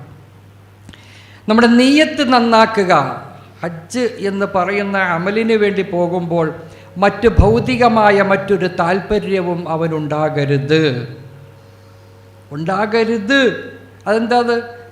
ഇഖ്ലാസൻ ലില്ലാഹ് വഅത്തിമുൽ ഹജ്ജ വൽ ഉംറത ലില്ലാഹ്. അള്ളാഹുവിന് വേണ്ടിയാകണം മറ്റൊരു ചിന്തയും. ഇന്നലെ ഞാൻ സൂചിപ്പിച്ചിരുന്നു, ഞാൻ ഹജ്ജിന് പോകാതിരുന്നാൽ മോശമല്ലേ? എൻ്റെ വീടിൻ്റെ പരിസരത്തിലുള്ള, എൻ്റെ നാട്ടിലുള്ള എന്നേക്കാൾ സാമ്പത്തികമായി കുറഞ്ഞ ആളുകൾ അവരൊക്കെ ഹജ്ജിന് പോയി, ഞാൻ സമ്പത്തുള്ളവനാണ്, ഞാൻ കോടീശ്വരനാണ്, ലക്ഷപ്രഭുവാണ്, എന്നിട്ട് ഞാൻ പോയില്ലെങ്കിൽ ആളുകൾ എന്ത് പറയും? അങ്ങനെയുണ്ടല്ലോ, ആളുകൾ എന്ത് പറയും എന്ന് വിചാരിച്ചിട്ടാണോ പോകുന്നത്? പോകണ്ട, അങ്ങനെയുള്ളവർ പോകണ്ട. പിന്നെന്ത് ചെയ്യണം? എനിക്ക് അല്ലാഹ് ഫർളാക്കിയ അമലാണ്, എനിക്ക് സൗകര്യം കിട്ടിയത് ഇപ്പോഴാണ്, ഇൻഷാ അല്ലാഹ് ഞാൻ പോകുന്നു, ഞാൻ അതിനു വേണ്ടി തീരുമാനിച്ചിരിക്കുന്നു. അതിൻ്റെ പിന്നിൽ ഭൗതികമായ യാതൊരു താല്പര്യങ്ങളും എനിക്കില്ല. ഞാൻ എൻ്റെ റബ്ബിന് വേണ്ടിയാണ്. അതിനേക്കാൾ ഉപരി എനിക്ക് അല്ലാഹു ഫർളാക്കിയതാണ്, ഇസ്ലാമിൻ്റെ കമാലിയത്താണ്, ഈമാനിൻ്റെ കമാലിയത്താണ്. ആയതുകൊണ്ട് ഞാൻ ആ ഹജ്ജ് നിർവഹിക്കാൻ വേണ്ടി പോകുന്നു എന്ന ആ ഒരു നിയ്യത്ത്. ഇന്നമൽ അഅ്മാലു ബിന്നിയ്യാത്ത് ഔ കമാ ഖാല റസൂലുള്ളാഹി സ്വല്ലല്ലാഹു അലൈഹി വസല്ലം. അമലുകളുടെ പൂർത്തീകരണം നിയ്യത്തുകളെ കൊണ്ടാണ്. ഏത് കാര്യവും നമ്മുടെ നിയ്യത്താണ്. ഏത് കാര്യത്തിലും നിയ്യത്ത് നന്നായാൽ അവൻ്റെ അമലുകൾ സഹിഹാകും. അതോടൊപ്പം തന്നെ അല്ലാഹു തആല കബൂലിയത്ത് കൊടുക്കുകയും ചെയ്യുന്നതാണ്. അപ്പോൾ ആയതുകൊണ്ട് നമ്മുടെ ഈ കാര്യം കൊണ്ട് കൂടുതൽ ഞാൻ പരത്തി പറയുന്നില്ല. ഭൗതികമായ യാതൊരു താല്പര്യവും, ആളുകൾ എന്നെ ഹാജി എന്ന് വിളിക്കണം, അല്ലെങ്കിൽ കുടുംബത്തിൽ എനിക്കൊരു കബൂലിയത്ത് വേണം, നാട്ടിലൊരു സ്വീകാര്യനാകണം, ആയതുകൊണ്ട് ഞാൻ ഹജ്ജിന് പോകുന്നു എന്ന നിയ്യത്തോ മറ്റൊന്നും ഉണ്ടാകരുത്. പിന്നെ നമുക്ക് ഉണ്ടാകണം, എൻ്റെ റബ്ബ് എന്നോട് കൽപ്പിച്ചു, അത് അമൽ ചെയ്യുന്നു എന്ന നിലയിലാകണം. വഅത്തിമുൽ ഹജ്ജ വൽ ഉംറത ലില്ലാഹ്. അള്ളാഹുവിന് വേണ്ടിയാകട്ടെ നിൻ്റെ ഹജ്ജും നിൻ്റെ ഉംറയും എന്ന് വിശുദ്ധമായ ഖുർആനിൽ അല്ലാഹു തആല നമ്മോട് പറയുകയാണ്. ഇതെല്ലാം കഴിഞ്ഞു. ഇനി അത്യന്താപേക്ഷിതമായി ചെയ്യേണ്ട മറ്റൊരു കാര്യമാണ്, ഇന്നലെ വരെ അല്ലെങ്കിൽ ഇന്ന് വരെ നാം ചെയ്തു പോയ പാപങ്ങളെ സംബന്ധിച്ചുള്ള തൗബ ചെയ്യുക എന്നത്. തൗബ ചെയ്യുക ഇത് വളരെ ആവശ്യമാണ്. ഇപ്പം നമ്മളൊക്കെ തൗബ എന്ന് പറഞ്ഞു കഴിഞ്ഞാൽ റമദാൻ മാസത്തിൻ്റെ അവസാനമാകുമ്പോൾ പള്ളിയിലെ ഖത്തീബ് ഉസ്താദോ മറ്റുള്ളവർ അസ്തഗ്ഫിറുല്ലാഹല്ലദീം അസ്തഗ്ഫിറുല്ലാഹല്ലദീം അസ്തഗ്ഫിറുല്ലാഹല്ലദീം എന്നൊക്കെ പറഞ്ഞ് കുറേ അങ്ങോട്ട് കണ്ണീരിൽ വെച്ച് ദുആ ചെയ്ത് കഴിഞ്ഞാൽ സംഗതിയൊക്കെ പൂർത്തിയായി എന്ന് നമ്മളൊക്കെ വിചാരിച്ചിരിക്കുന്നത്. ഇല്ല, കുറേ കാര്യങ്ങൾ ശ്രദ്ധിക്കാനുണ്ട് ആ കാര്യത്തിൽ. കുറേ കാര്യങ്ങൾ ഞാൻ മുമ്പൊരു സമയത്ത് ഇവിടെ തന്നെ ക്ലാസ് എടുത്ത സമയത്ത് ഇങ്ങനെ തൗബയുമായി ബന്ധപ്പെട്ട കാര്യത്തെ പറ്റി പറഞ്ഞപ്പോൾ ഒരു ഹാജി എഴുതിയിട്ട് ചോദിക്കണം, ഉസ്താദെ ഈ ഹജ്ജിന് മാത്രമുള്ള കാര്യമാണോ ഈ തൗബ എന്ന് ചോദിച്ചാൽ? ഹജ്ജിന് അദ്ദേഹം ചോദിച്ചത് വലിയ വിഷയം തന്നെയാണ്. ഹജ്ജിന് മാത്രമുള്ള കാര്യമൊന്നുമല്ലല്ലോ, എപ്പോഴും ചെയ്യേണ്ടതല്ലേ? അതെ, എപ്പോഴും ചെയ്യേണ്ടതാണ്.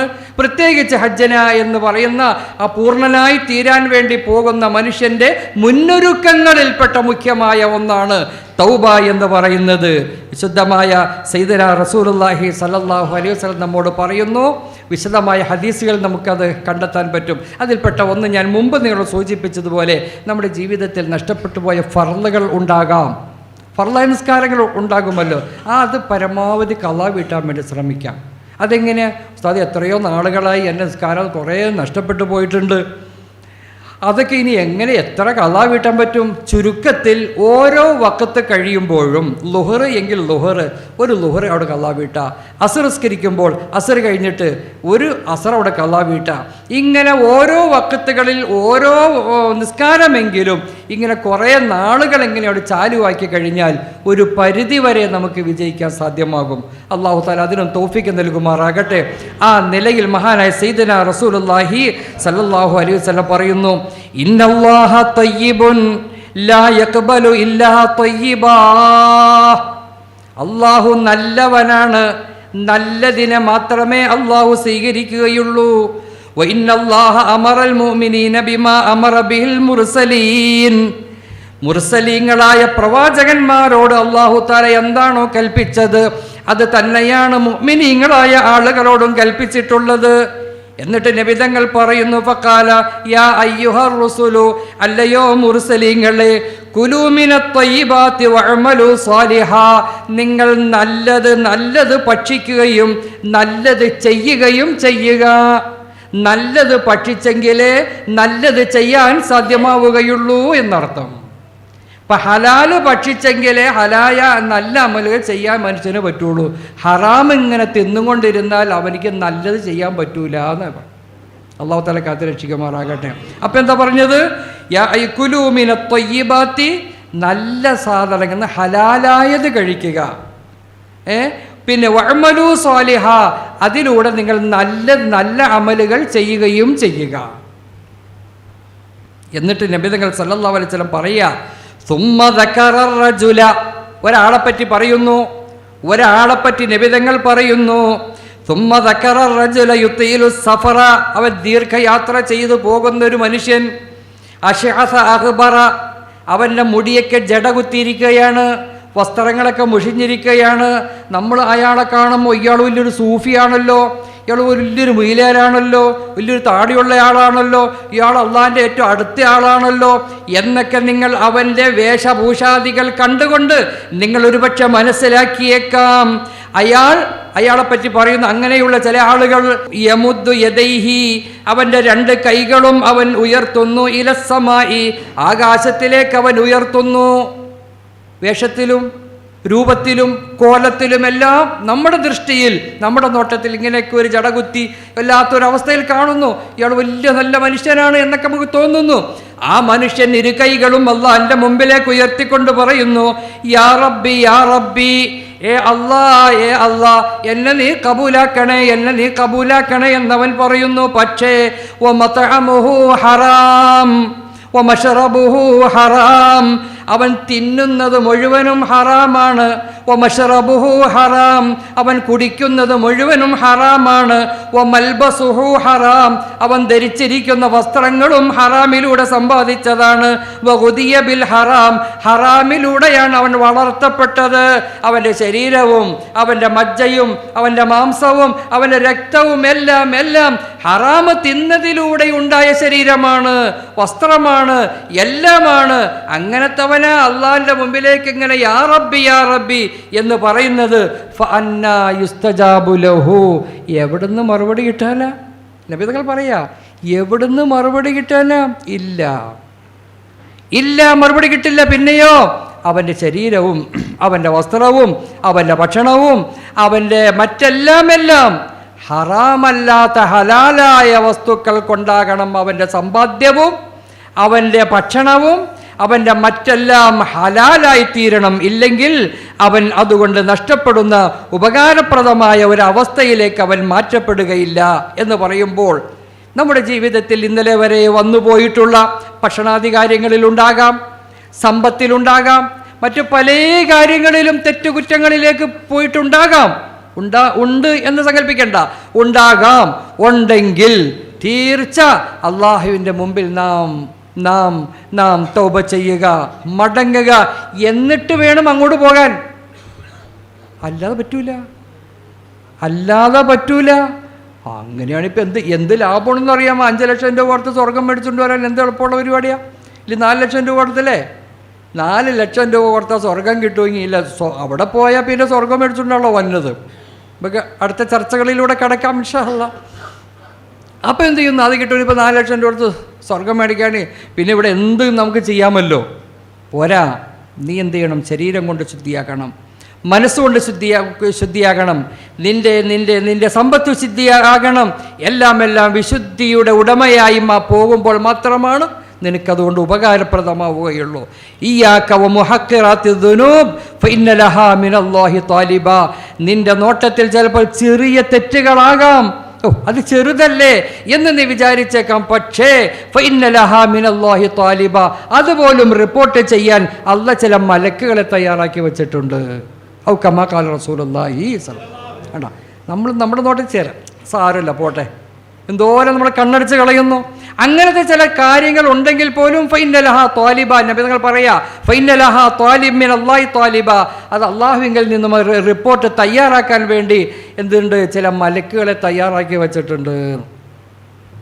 അപ്പോൾ ആയതുകൊണ്ട് ഒരു തെറ്റാണെങ്കിലും ചെറുതായി നാം അതിനെ കാണരുത്, നാം അതിനെ ഗൗരവമായി തന്നെ കണ്ട് റബ്ബിലേക്ക് തൗബ ചെയ്ത് മടങ്ങണം എന്ന്.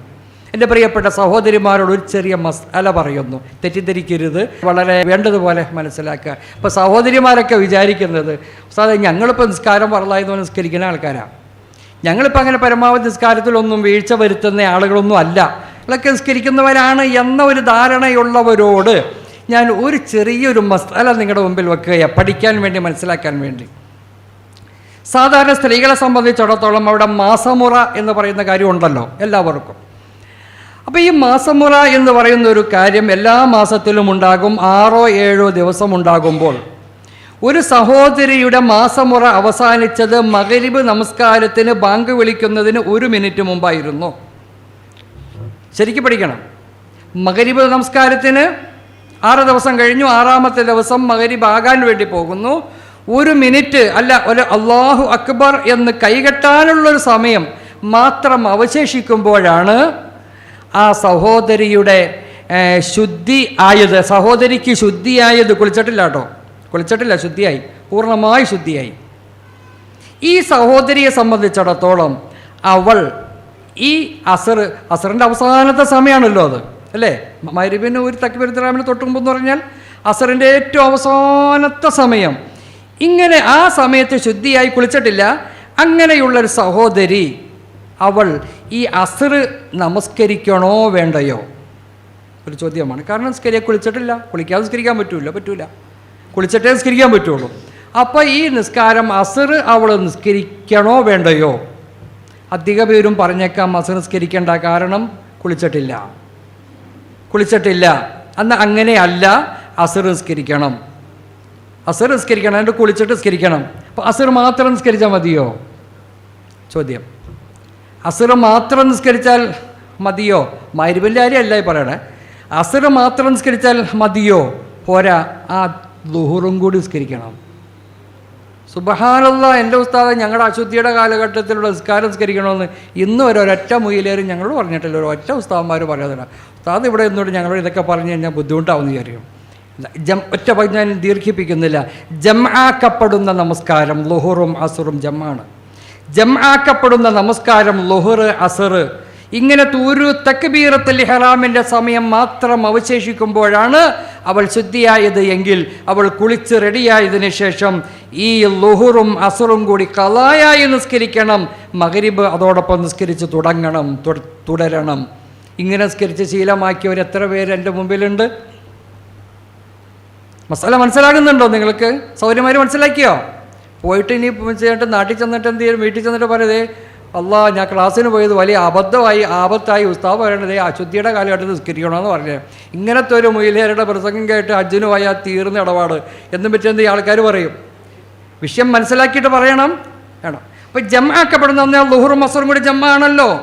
അതുപോലെ മഗ്രിബും ഇശായും. ഇനി ഇശാ നിസ്കാരത്തിൻ്റെ ടൈമിൻ്റെ അവസാന സമയം, സുബഹിൻ്റെ ബാങ്കിനോടടുത്ത സമയം, അപ്പോഴാണ് ഈ രീതിയിൽ അവൾ ശുദ്ധിയായത് എങ്കിൽ പോലും അവൾ മഗ്രിബും ഇശായും കൂടി ജംആയി നിസ്കരിക്കണം. ഇശായും മഗ്രിബും കൂടി സുബഹിയോടുകൂടി അവൾ ശുദ്ധിയായി സുബഹിസ്കരിക്കുന്നതോടുകൂടെ ഒന്നിലതിനു മുമ്പ് അല്ലെങ്കിൽ ശേഷം ഇതും കൂടി ഖളായാക്കി നിസ്കരിക്കണം. ഇങ്ങനെ ശ്രദ്ധാലുക്കളായി എത്ര പേരുണ്ട് എൻ്റെ മുമ്പിൽ? നമുക്കറിയില്ല, അതിൻ്റെ മസാല നമുക്ക് അറിയില്ല. അപ്പം ആയതുകൊണ്ട് നമ്മുടെ ജീവിതത്തിൽ തെറ്റൊന്നും ചെയ്തിട്ടില്ല, ഞങ്ങളൊക്കെ എല്ലാം സുരക്ഷിതരാണ്, സുരക്ഷിതരാണ് എന്നാരും വിചാരിക്കേണ്ട. എന്ത് ചെയ്യുക?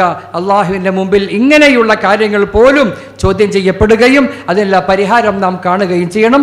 അള്ളാഹു തൗഫീഖ് നൽകുമാറാകട്ടെ. അതോടൊപ്പം ഞാൻ പറഞ്ഞു വരുന്നത്, നാം ജീവിതത്തിൽ വന്നുപോയ തെറ്റുകളെ സംബന്ധിച്ച് തൗബ ചെയ്യണമെന്ന്. ഉതുലുബ് മതാബൻ ബിന്നദാമതി മുക്ലിആ വബിഅസ്മി തർകിൽ ദംബി ഫീമസ്തഖ്ബലാ വബറാഅതും മിൻ കുല്ലി ഹഖ്ഖിൽ ആദമി ഫബിഹാദിഹിൽ അർകാനി ഫർഹ വകമ്മിലാ. തൗബ ചെയ്യുക എന്നതിന് 4 നിബന്ധനകളാണുള്ളത്, 4 ഷർത്തുകളാണുള്ളത്. ആ നിബന്ധനകൾ പാലിച്ചുകൊണ്ടായിരിക്കണം തൗബ ചെയ്യേണ്ടത്. ഇത് ജീവിതത്തിൽ ഹജ്ജിന് പോണവരും ചെയ്യണം, അല്ലാത്തവരും ചെയ്യണം. ചെയ്തേ പറ്റൂ. മരിക്കണപ്പോഴെന്നറിയില്ല, മരിക്കുന്നത് എപ്പോഴാണ് എന്ന് ആർക്കും അറിയില്ലല്ലോ. ആയതുകൊണ്ട് ഏത് സമയത്തും അവൻ തൗബ ചെയ്ത് സന്നദ്ധനായി ഇരിക്കുക. ഏത് സമയത്തും അള്ളാഹുവിൻ്റെ ഭാഗത്ത് നിന്നും അസ്രായീൽ അലൈഹിസ്സലാം ഇറങ്ങി വന്ന് നമ്മുടെ റൂഹ് പിടിച്ചാൽ നാം നഷ്ടത്തിലാകും, കഷ്ടത്തിലാകും. അല്ലാഹു തആല കാത്തുരക്ഷിക്കുമാറാകട്ടെ. അതിനു മുമ്പ് മൂത്തു ഖബല അൻ തമൂത്തു ഔ കമാ ഖാല റസൂലുള്ളാഹി, മരിക്കുന്നതിന് മുമ്പ് നിങ്ങൾ മരിക്കണം. മരിക്കുന്നതിന് മുമ്പേ മരിക്കണം എന്ന് പറഞ്ഞാൽ മരിക്കാൻ തയ്യാറായിരിക്കണം നിങ്ങൾ. നബി തങ്ങൾ സല്ലല്ലാഹു അലൈഹി വസല്ലം നമ്മോട് കൽപ്പിച്ചതാ. ആയതുകൊണ്ട് നിബന്ധനകളിൽ 4 നിബന്ധനകളിൽ ഒന്നാമത്തേത് അന്നദാമത്തു അലദ്ദുനൂബ്. നമ്മൾ സംഭവിച്ചു പോയ തെറ്റുകൾ ഏതെല്ലാം ഉണ്ടോ അവകളെ സംബന്ധിച്ചുള്ള കുറ്റബോധം. അന്നദാമത്തു അലദ്ദുനൂബ്. ഒന്ന് വേണം, പടച്ചവനെ ചെയ്യാൻ പാടില്ലാത്ത കാര്യം ഞാൻ ചെയ്തു പോയി പടച്ചവനെ. നിസ്കാരം ഒഴിവാക്കാൻ പാടില്ലായിരുന്നു, ഞാൻ ചെയ്തു പോയി പടച്ചവനെ. എൻ്റെ ഭർത്താവിനെ വഴക്ക് പറയാൻ പാടില്ലായിരുന്നു, ഞാൻ എൻ്റെ സംസാരത്തിൽ വന്നുപോയി പടച്ചവനെ. എൻ്റെ ഭാര്യയെ ഞാൻ വഴക്ക് പറയാൻ പാടില്ലായിരുന്നു പടച്ചവനെ, എനിക്ക് വന്നുപോയി പടച്ചവനെ. അതുപോലെ ഞാൻ ഹറാമായ സമ്പത്ത് തിന്നേണ്ടി വന്നു, ഞാൻ തിന്നുപോയി പടച്ചവനെ എന്ന നിലയിൽ അതൊരു കുറ്റമായി കാണുക. കുറ്റബോധം എന്നർത്ഥം. ഒന്നാമത്തത് കുറ്റബോധം ഉണ്ടാവുക. എന്ത് തെറ്റ് ചെയ്താലും ഒരു കുറ്റബോധം ഇല്ലെങ്കിൽ അത് പിന്നെ പ്രശ്നമില്ലല്ലോ. അതല്ല, തൗബ ചെയ്യുമ്പോൾ ഉണ്ടാകേണ്ട നിബന്ധനകൾ 4. ഒന്നാമത്തേത് കുറ്റബോധം, അന്നദാമത്തു അലദ്ദുനൂബ്. രണ്ടാമത്തേത് വൽ ഇഖ്ലാഉ അനിദ്ദുനൂബ്, അവൻ ചെയ്തു പോന്ന ആ പാപത്തെ സ്റ്റോപ്പ് ചെയ്യുക. ഇനി ചെയ്യരുതെന്നർത്ഥം. മദ്യപാനിയാണെങ്കിൽ സ്റ്റോപ്പ്, നിർത്തിയേക്ക്, ഇനി എന്ത് ചെയ്യരുത്, പോകരുത്. എന്നിട്ട് തൗബ ചെയ്യുക. പടച്ചവനെ ഞാൻ മദ്യപിച്ചു പോയി പടച്ചവനെ, നീ എനിക്ക് മാപ്പ് ചെയ്യുക. ഇന്നൽ അബ്ദ, നബി തങ്ങൾ സല്ലല്ലാഹു അലൈഹി വസല്ലം പറയുന്നു, ഇന്നൽ അബ്ദ, ഒരു അടിമ, ഇദഅ്തറഫ, അവൻ കുറ്റം സമ്മതിച്ചു കഴിഞ്ഞാൽ, സുമ്മ താബ, പിന്നീട് അവൻ തൗബ ചെയ്തു എങ്കിൽ, താബല്ലാഹു അലൈഹി, അവൻ്റെ തൗബ അല്ലാഹ് സ്വീകരിക്കും. മനുഷ്യനാണെന്ന് തെറ്റ് പറ്റും, വീഴ്ച പറ്റും, പോരായ്മ പറ്റും, ഇതൊക്കെ പറ്റും. ആരാ വിശുദ്ധന്മാരുള്ളത്? അമ്പിയാക്കന്മാരൊഴികെ ബാക്കി ആരാ വിശുദ്ധന്മാരുള്ളത്? ആരുമില്ല. തെറ്റുകളൊക്കെ പറ്റും. അല്ലാഹ് പടച്ചവനെ ഞാൻ എന്തോരം തെറ്റുകളൊക്കെ ചെയ്തേക്കണ് പടച്ചവനെ, അല്ലാഹ് എനിക്ക് മാപ്പാക്കുമോ, മാപ്പ് നൽകുമോ എന്ന ആശങ്ക നമുക്കുണ്ട്. നിനക്കൊരു ആശങ്ക വേണ്ട. അല്ലാഹ് ഗഫൂറാണ്, അല്ലാഹ് റഹീമാണ്. ലാ തഖ്നുതു മിർ റഹ്മത്തില്ലാ ഇന്നല്ലാഹ യഗ്ഫിറു ദുനൂബ ജമീഅ ഇന്നഹു ഹുവൽ ഗഫൂറുർ റഹീം. നീ നിരാശ നിനക്ക് വേണ്ട കേട്ടോ. അല്ലാഹ് ഗഫൂറാണ്, അല്ലാഹ് റഹീമാണ്. ആയതുകൊണ്ട് നീ നിന്റെ കൈകൾ റബ്ബിലേക്ക് ഉയർത്തുക. അതിൽ ഒന്ന് കുറ്റബോധം, രണ്ടാമത്തേത് റബ്ബേ ഞാൻ ഇനി മേലിൽ ചെയ്യുകയില്ല എന്ന്, മൂന്നാമത്തേത് വൽ അസ്മു അലാ അദ്മിൽ ഔദ്, അവൻ തെറ്റിനകത്തുള്ള കുറ്റബോധം ഒന്ന്, രണ്ടാമത് ചെയ്തു വന്നിരുന്ന തെറ്റുകൾ സ്റ്റോപ്പ് ചെയ്യുക എന്നത്, മൂന്നാമത് ഇനി മേലിൽ ഞാനത് ആവർത്തിക്കില്ല അല്ലാ എന്ന തീരുമാനം. വൽ അസ്മു അലാ അദ്മിൽ ഔദ്, ഞാൻ ഇനി ചെയ്യൂല പടച്ചോനെ, സംഭവിച്ചു പോയി, വന്നത് വന്നോടത്തിൽ വെച്ച് ഇനി ഞാൻ ചെയ്യുകയില്ല പടച്ചോനെ എന്ന നിലയിൽ അവൻ എന്ത് ചെയ്യുക? അവൻ അള്ളാഹുവിൻ്റെ മുമ്പിൽ അവൻ ദുആ ചെയ്തുകൊണ്ട് പശ്ചാത്തപിച്ചുകൊണ്ട് മടങ്ങുക. ഇത് മൂന്ന് കാര്യം മനസ്സിലായല്ലോ എല്ലാവർക്കും അല്ലേ? ആവർത്തിക്കേണ്ട ആവശ്യമില്ലല്ലോ, മനസ്സിലായി. ഇനി നാലാമതൊരു കാര്യം കൂടിയുണ്ട്. അത് അദാ ഉൽ ഹുഖൂഖ് എന്ന് പറയും, ബാധ്യതകൾ വീട്ടുക എന്നർത്ഥം. അദാ ഉൽ ഹുഖൂഖ് എന്ന് പരസ്പരം ജനങ്ങളുമായി, നിന്റെ കൂട്ടാളികളുമായി, നിന്റെ കുടുംബക്കാരുമായി, അയൽവക്കക്കാരുമായി, ജനങ്ങളുമായുള്ള ഇടപാടുകളിൽ വന്ന ബാധ്യതകൾ, ആ ബാധ്യത വീട്ടാനുള്ളൊരു മനസ്സും കൂടി ഉണ്ടെങ്കിലേ എന്താവുള്ളൂ? തൗബയാവുകയുള്ളൂ എന്നർത്ഥം. എന്ന് പറഞ്ഞാൽ കുറേ അതുമായി ബന്ധപ്പെട്ട കുറേ അത്യാവശ്യ കാര്യങ്ങൾ ഉണർത്തേണ്ടതുണ്ട്. ഉദാഹരണം, നമുക്ക് പിതാവിൽ നിന്നും കിട്ടുന്ന അല്ലെങ്കിൽ മാതാവിൽ നിന്നും കിട്ടുന്ന അനന്തര സ്വത്ത്. ഉദാഹരണം, ഈ അനന്തര സ്വത്ത് അവരിൽ നിന്നും അർഹിക്കുന്ന സ്വത്തിനെ അർഹിക്കുന്ന നിലയിൽ തന്നെ അർഹിക്കുന്ന രീതിയിൽ കൈകാര്യം ചെയ്യുക, ഇതൊരു ബാധ്യതയാണ്. അനിയന് കൊടുക്കേണ്ട, ജ്യേഷ്ഠന് കൊടുക്കേണ്ട, പെങ്ങൾക്ക് കൊടുക്കേണ്ട, മറ്റുള്ളവർക്ക് കൊടുക്കേണ്ട ഏതെങ്കിലും നിലയിലുള്ള ഹക്കുകൾ നീ വശത്താക്കി വച്ചിട്ടുണ്ട് എങ്കിൽ അത് കൊടുത്തിട്ട് തൗബ ചെയ്തെങ്കിലേ തൗബയാവുള്ളൂ എന്നായി പറഞ്ഞതിൻ്റെ അർത്ഥം. അത് കൊടുത്തിട്ട് ചെയ്യണം. ഇല്ലെങ്കിൽ നമ്മൾ എന്ത് ചെയ്യുന്നു? നമ്മൾ ഭൂമി അളന്ന സമയത്ത് അതിർത്തിയെല്ലാം ഇങ്ങനെ വെച്ചിട്ടുണ്ടായി. പാതിരാ സമയത്ത് പോയിട്ട് എന്ത് ചെയ്യുന്നു? അതിർത്തി കോല് കുറ്റി മാറ്റി മറ്റൊരു സ്ഥലത്തേക്ക് മാറ്റി കുത്തിയിട്ടുണ്ട്. പല നാടുകളിലും അതുണ്ടാവാറുണ്ടല്ലോ. അളന്ന് തിരിച്ച് സർവേയർ വന്നിട്ട് അളന്ന് തിരിച്ചൊക്കെ അവിടെ പോകും. പോയിട്ട് പാതിരാ സമയത്ത് നിന്ന് പതുക്കെ ആരും അറിയാതെ കൊണ്ടുവന്നിട്ട് എന്ത് ചെയ്യുന്നു? വേറെ സ്ഥലത്തേക്ക് അവിടെ എന്ത് ചെയ്യുന്നു? മാറ്റി കുത്തി. അപ്പോൾ ആരും അറിയില്ല, പക്ഷെ കാണുന്നവൻ ഒരുത്തനുണ്ട്, അള്ളാഹുവുണ്ട്.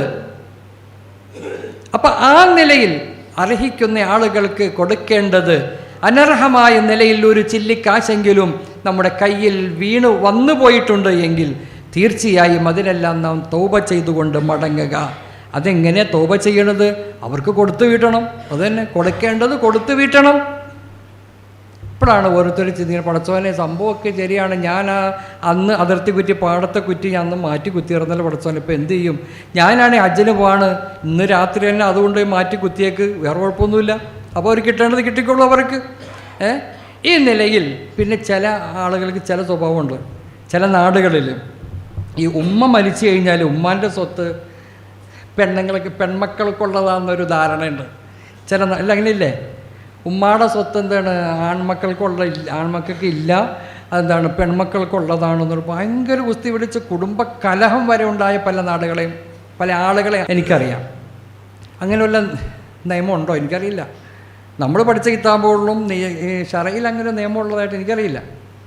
ഉമ്മാടെ സ്വത്തായാലും ബാപ്പയുടെ സ്വത്താണെങ്കിലും മരിച്ച മനുഷ്യൻ, ഉമ്മയാലും വേണ്ടില്ല വാപ്പയാണ്, അത് എത്ര മക്കളുണ്ടോ അവകാശികളുണ്ടോ അവർക്കെല്ലാം നിശ്ചിത അവകാശം ഓഹരി അനുസരിച്ച് കൊടുത്തേ പറ്റൂ.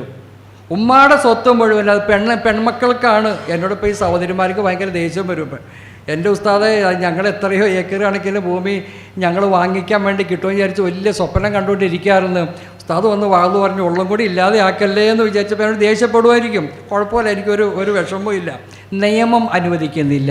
അങ്ങനെ ആരെങ്കിലും വാങ്ങിച്ചെടുത്തിട്ടുണ്ടെങ്കിൽ അതും ആങ്ങളമാർക്ക് തിരിച്ചു കൊടുത്തേക്കണമെന്നായി പറഞ്ഞതിൻ്റെ അർത്ഥം. ഇല്ലെങ്കിൽ അവരെ കൊണ്ട് പൊരുത്തപ്പെടിപ്പിക്കുകയെങ്കിലും ചെയ്തേക്കണം. ഇക്ക, അന്ന് നിങ്ങൾക്കും കൂടി അവകാശപ്പെട്ട സ്വത്തായിരുന്നു, ഞങ്ങളുടെ ഭർത്താക്കന്മാരെ കൂടി ഗുസ്തി പിടിച്ചിട്ട് അളിയന്മാർക്ക് കൊടുക്കണ്ടാടി, നീ അങ്ങ് നമുക്കെന്ത് ചെയ്യുക, അങ്ങനെ സിന്ദാബാദ് വിളിക്കാം എന്നൊക്കെ പറഞ്ഞ് ഞങ്ങൾ വാങ്ങിച്ചു വെച്ചിട്ടുണ്ട്, അതെന്ത് ചെയ്യുക, എങ്ങനെയൊക്കെയാണ് അങ്ങനെ പറ്റിപ്പോയിക്ക, അതുകൊണ്ട് ക്ഷമിക്കണം എന്നെങ്കിലും പറഞ്ഞ് അങ്ങനെ മാപ്പ് പറയിപ്പിക്കുക. അപ്പോൾ ഉമ്മാടെ സ്വത്ത് ഉമ്മാടെ പെൺമക്കൾക്ക് മാത്രമുള്ളതല്ല, ആണുങ്ങൾക്കും കൂടി കൊടുക്കേണ്ടതാണ് എന്ന ഒരു അറിവും കൂടി നിങ്ങൾ മനസ്സിലാക്കിയിരിക്കുക. ഏതുമാകട്ടെ, ഇതെല്ലാം പ്രത്യേകം ശ്രദ്ധിക്കുന്നതിനോടൊപ്പം ഞാൻ ഒരുത്തൻ്റെ കയ്യിൽ നിന്ന് സാമ്പത്തികമായി ഇടപാടുകളുണ്ടായി. നമ്മളൊക്കെ കച്ചവടക്കാരാണല്ലോ, അല്ലെങ്കിൽ പല നിലയിലും സാമ്പത്തികമായി ഇടപെടുന്നവരാണ് നമ്മളെല്ലാവരും. ഇങ്ങനെയുള്ള നാം ആർക്കെങ്കിലും കൊടുക്കാനുണ്ടെങ്കിൽ അവർക്ക് കൊടുത്ത് വീട്ടണം. ഇനി കൂടുതൽ അതിനെപ്പറ്റി പറയേണ്ടത് കൊടുത്ത് വീട്ടണം. കൊടുക്കാൻ പറ്റാത്തൊരു സാഹചര്യം വന്നാൽ അതെങ്ങനെ? അയാൾ മരിച്ചുപോയി, അയാൾ എവിടെയാണെന്ന് എനിക്കറിയാൻ പാടില്ല, ഞാൻ എത്ര രൂപയുണ്ടെന്ന് എനിക്കറിയാൻ പാടില്ല, എങ്ങനെ നമുക്കറിയാൻ പാടില്ലാത്തൊരു സാഹചര്യം ഉണ്ടാകുമല്ലോ. അങ്ങനെ വരുന്ന സമയത്ത്, ഉദാഹരണം, ഞാൻ ഇന്ന ഒരാൾക്ക് 5000 രൂപ കൊടുക്കാനുണ്ട്, അല്ലെങ്കിൽ 1000 രൂപ കൊടുക്കാനുണ്ട് എന്ന് സങ്കല്പിക്കുക. എങ്കിൽ അയാൾ എവിടെയാണെന്നോ അയാൾ ജീവിച്ചിരിപ്പുണ്ടോ ഒന്നും എനിക്കറിയില്ല. ഇനി അയാളില്ല എങ്കിൽ അയാളുടെ കുടുംബക്കാരെങ്കിലും ഉണ്ടെന്ന് മനസ്സിലാക്കി കഴിഞ്ഞാൽ ആ 1000 രൂപ കൊണ്ടുപോയി ആ കുടുംബത്തിൽ എത്തിച്ച് ഇത് ഇന്ന ആൾക്ക് കൊടുക്കാനുള്ളതാണ് എന്ന നിലയിൽ അവർക്ക് കൊടുക്കുക. അതിന് സാധിച്ചില്ല, എവിടെയെന്ന് അറിയില്ല എങ്കിൽ ആ 1000 രൂപ ആ മനുഷ്യൻ സദക്ക കൊടുക്കുക, നല്ല ഫക്കീറന്മാരായ മിസ്കിന്മാരായ ആളുകൾക്ക് കൊടുക്കുക. ഞാൻ ഇന്ന ഒരാൾക്ക്, അയാൾ എവിടെ പോയി ഒന്നും എനിക്ക് അറിയില്ല അള്ളാഹുവേ, ആയതുകൊണ്ട് ഞാൻ ആ സംഖ്യ ഞാൻ സദക്ക കൊടുക്കുകയാണ് പടച്ചോനെ എന്ന് പറഞ്ഞിട്ട് ഇതിൻ്റെ കൂലി പടച്ചോനെ അദ്ദേഹത്തിലേക്ക് എത്തിച്ചു കൊടുക്കുക, എൻ്റെ ഒരു ബാധ്യതയായിരുന്നു എന്ന നിലയിൽ നാം എന്ത് ചെയ്യുക? ആ കടം വീട്ടണമെന്ന നെയ്യത്തോടുകൂടെ, മനസ്സിലാക്കണം, എൻ്റെ ആ കടം വീട്ടണമെന്ന നെയ്യത്തോടുകൂടെ ആ സംഖ്യ എന്ത് ചെയ്യണം? സദക്ക കൊടുക്കണം. ആ സംഖ്യ എന്ത് ചെയ്യണം? അവൻ അത് കൊടുക്കണം. ഇനി അതോടൊപ്പം തന്നെ തൗബ ചെയ്യുന്ന സമയത്ത് മറ്റുള്ളവരെ പറ്റി ഗീബത്ത്, നമീമത്ത് പോലെയുള്ള കാര്യങ്ങൾ പറഞ്ഞിട്ടുണ്ടെങ്കിൽ അവരോട് പോയി പൊരുത്തപ്പെടിപ്പിക്കണം. ഇതൊക്കെ ഇതിൽ പെട്ടതാ. കാരണം സ്വർഗം മേടിക്കാൻ പോണതാ. കുറേ പണിയുണ്ട്, കുറേ കാര്യങ്ങൾ ചെയ്യാനുണ്ട്.